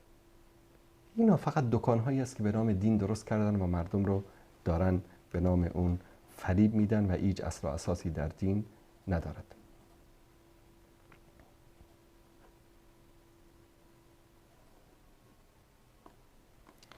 بیننده نوشتن که کار کردن با مؤسسات خارجی جایز است یا نه، و نوشتن که مؤسسات رخصتی‌های شنبه است که فکر کنم یهودی است. ببینید، کار کردن در مؤسسات خارجی مادامی که مؤسسات تبشیری، یعنی برای نشر مسیحیت و افکار مسیحیت، الحاد، استشراق، فکرهای غیر اسلامی یا ضد اسلامی در این مؤسسات نباشد، کار کردن در اون جایز است. در مؤسساتی که فحشا، فساد، منکرات در جامعه پخش می شود، خاصا کارهای فرهنگی بر علیه ارزش‌های یک جامعه در این مؤسسات صورت می‌گیرد، کار کردن با اینا جایز نیست. اما مؤسساتی که به خاطر کمک، به خاطر کارهای پزشکی، کارهای به اصطلاح کمک به زلزله زدگان یا سیلاب زدگان یا کمک‌های انسان دوستانه باشه، کار کردن در اونها جایز نیست. و اینکه اصلا قضیه تعطیل بودن در اسلام نیست. حتی تعطیل روز جمعه در اسلام نیست. در سوره جمعه وقتی که الله سبحانه و تعالی می‌فرماید که وقتی که شما را ندا میدن برای نماز جمعه، شما برید نماز جمعه رو بخوانید و بعد از اون که نماز جمعه تمام شد بگردید در زمین و تجارت و کاروبارتان رو بکنید. در اسلام روز رخصتی ما نداریم که اصلا یک روز معینی باید به عنوان روز رخصتی باشه. یهود اومدن روز شنبه رو تعطیل کردن، نصارا اومدن روز یک شنبه رو تعطیل کردن، مسلمان هم عقب نماندن گفتن از ما روز جمعه تعطیل باشه. بعد بعضی از کشورهای اسلامی گفتن که حالا با جمعه هم تعطیل باشه و شنبه هم تعطیل باشه و یک شنبه هم تعطیل باشه، پس جمعه رو تعطیل نمی کنیم، شنبه یک شنبه تعطیل، چون 3 روز تعطیل کلا زندگی مردم معطل میشد. یا بعضی از کشورها اومدن گفتن که حالا جمعه و شنبه تعطیل باشه، یک شنبه تعطیل نباشه. خلاص یک گدودی در دنیا وجود دارد به خاطر این تعطیلات، اما در اسلام چیز روز شرعی به عنوان روز تعطیل وجود ندارد. روز تعطیل شرعی ما در اسلام نداریم. مسلمان طول هفته همه روز باید کار کند، زحمت بکشد و به اندازه استطاعتش. اما یک روزی که از طرف الله و رسول به عنوان تعطیل تعیین شده باشد و روز جمعه باشد، همچین روزی وجود ندارد.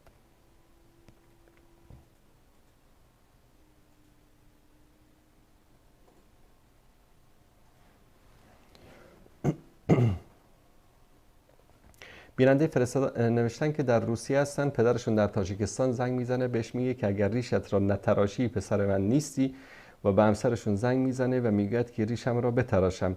من به او گفتم نمی کنم و به همسرم گفت اگر دیگر به همسرشون گفتن که اگر با پدرشون صحبت بکنه 3 طلاق میشه.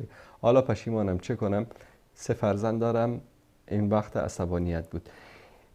مادامی که همسرتون صحبت نکرده خب مشکلی نیست. شما 10 مسکین رو طعام میدید و این یک قسمی است که انشاءالله ساقط میشود و توبه بکنید و دیگه این رو انجام ندید. اما اینکه پدر شما زنگ میزنه میگه که ریشت رو باید بتراشی، اطاعت از پدر باید بکنی، نه. در جایی که معصیت باشه، لا طاعت للمخلوق، قاعده را همیشه داشته باشید، لا طاعت للمخلوق فی معصیت الخالق. هیچ مخلوقی رو در جایی که معصیت الله سبحانه و تعالی باشد نباید اطاعت کرد. هر کسی که باشد، پدر است، مادر است، استاد است، رئیس جمهور است، حاکم است، هر کسی، اگر امر به معصیت الله می کند اطاعت از او واجب نیست. الله سبحانه و تعالی همه ما رو هدایت بده. بیننده عزیز در مورد آتیل الکل نوشتن. آتیل الکل معلومات بدهید. بعضیا گفتن که حلال است و بسیار مشکل مواجه شدند. هر وقت نانها و خمیرهای آماده در اروپا از امی زیادتر است. نوشتن که در شک هستم که استفاده بکنم یا نکنم. ببینید برادر عزیز و گرامی، الکل چند قسمه هست. یکی الکل صنعتی است، یکی الکل طبیعی است. الکل طبیعی الکلی است که از به اصطلاح گندیده شدن یا به اصطلاح خمیر شدن مواد غذایی مانند گندم، انگور، سیب و چیزهای دیگر که اینها رو میگیرن در به اصطلاح کوزه های یا در ظرف هایی میگذارن تا اینها میگنده، تبدیل به اصطلاح نوع اسیدی به خودش میگیره و آلت نشه آور داره. این رو میخورن به عنوان شراب، انواع مختلفی که شاید دوستان با او آشنا باشن. اما یک نوع مواد دیگری هست که به وسیله ترکیب‌های کیمیایی در به اصطلاح شرکت‌ها درست میشه، به عنوان الکل مصنوعی بهش میگن. این الکل مصنوعی برای در امور طبی استفاده میشه. مثلا قبل از آمپول زدن میزنن به جایی که باید آمپول بزنه، ضد عفونی کننده است. در بعضی از موادی که به خاطر تمیز کردن خانه ها یا اتاق های عمل یا به اصطلاح اون پنس و قیچی و چیزایی که در اتاق عمل استفاده میشه برای اونها استفاده میکنن که ضد عفونی است. این یک نوع ماده کیمیایی است که تقریبا همون ترکیب رو داره، اما این به اصطلاح اون الکلی نیست که به اصطلاح برای نوشیدن استفاده میشه. این یک چیز مصنوعی است. و بعضی از موادی که انواع خمیرمایه و بعضی چیزایی که در بین بعضی از کشورها هم از اونها تولید میکنن، از این نوع مواد در رو اضافه میکنن که بعضی از علما گفتن که این مادامی که نشه نمیکنه، مادامی که ضرری برای انسان نداره، این مشکل نداره استفاده کردنش. حتی از این نوع الکل صنعتی در ساختن بعضی از لوازم آرایش و بعضی از عطرها و اینها هم از اون استفاده میکنن. دوستان عزیز، وقت برنامه هم خیلی گذشت و سوالات شما عزیزان بود که باید پاسخ میدادم. تا فرصت دیگر و برنامه دیگر که باز هم با شما بینندگان عزیز و گرامی همراه خواهیم بود، همه تان را به پروردگار متعال میسپارم و صلی الله علی سیدنا و حبیبنا محمد و علی آله و صحبه اجمعین و السلام علیکم و رحمت الله و برکاته.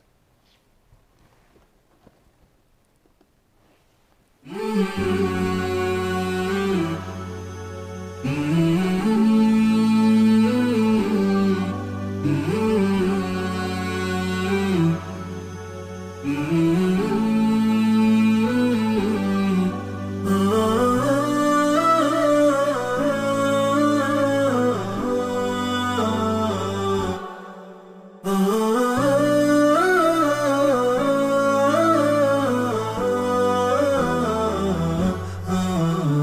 نداء الحق صوت قد شجاني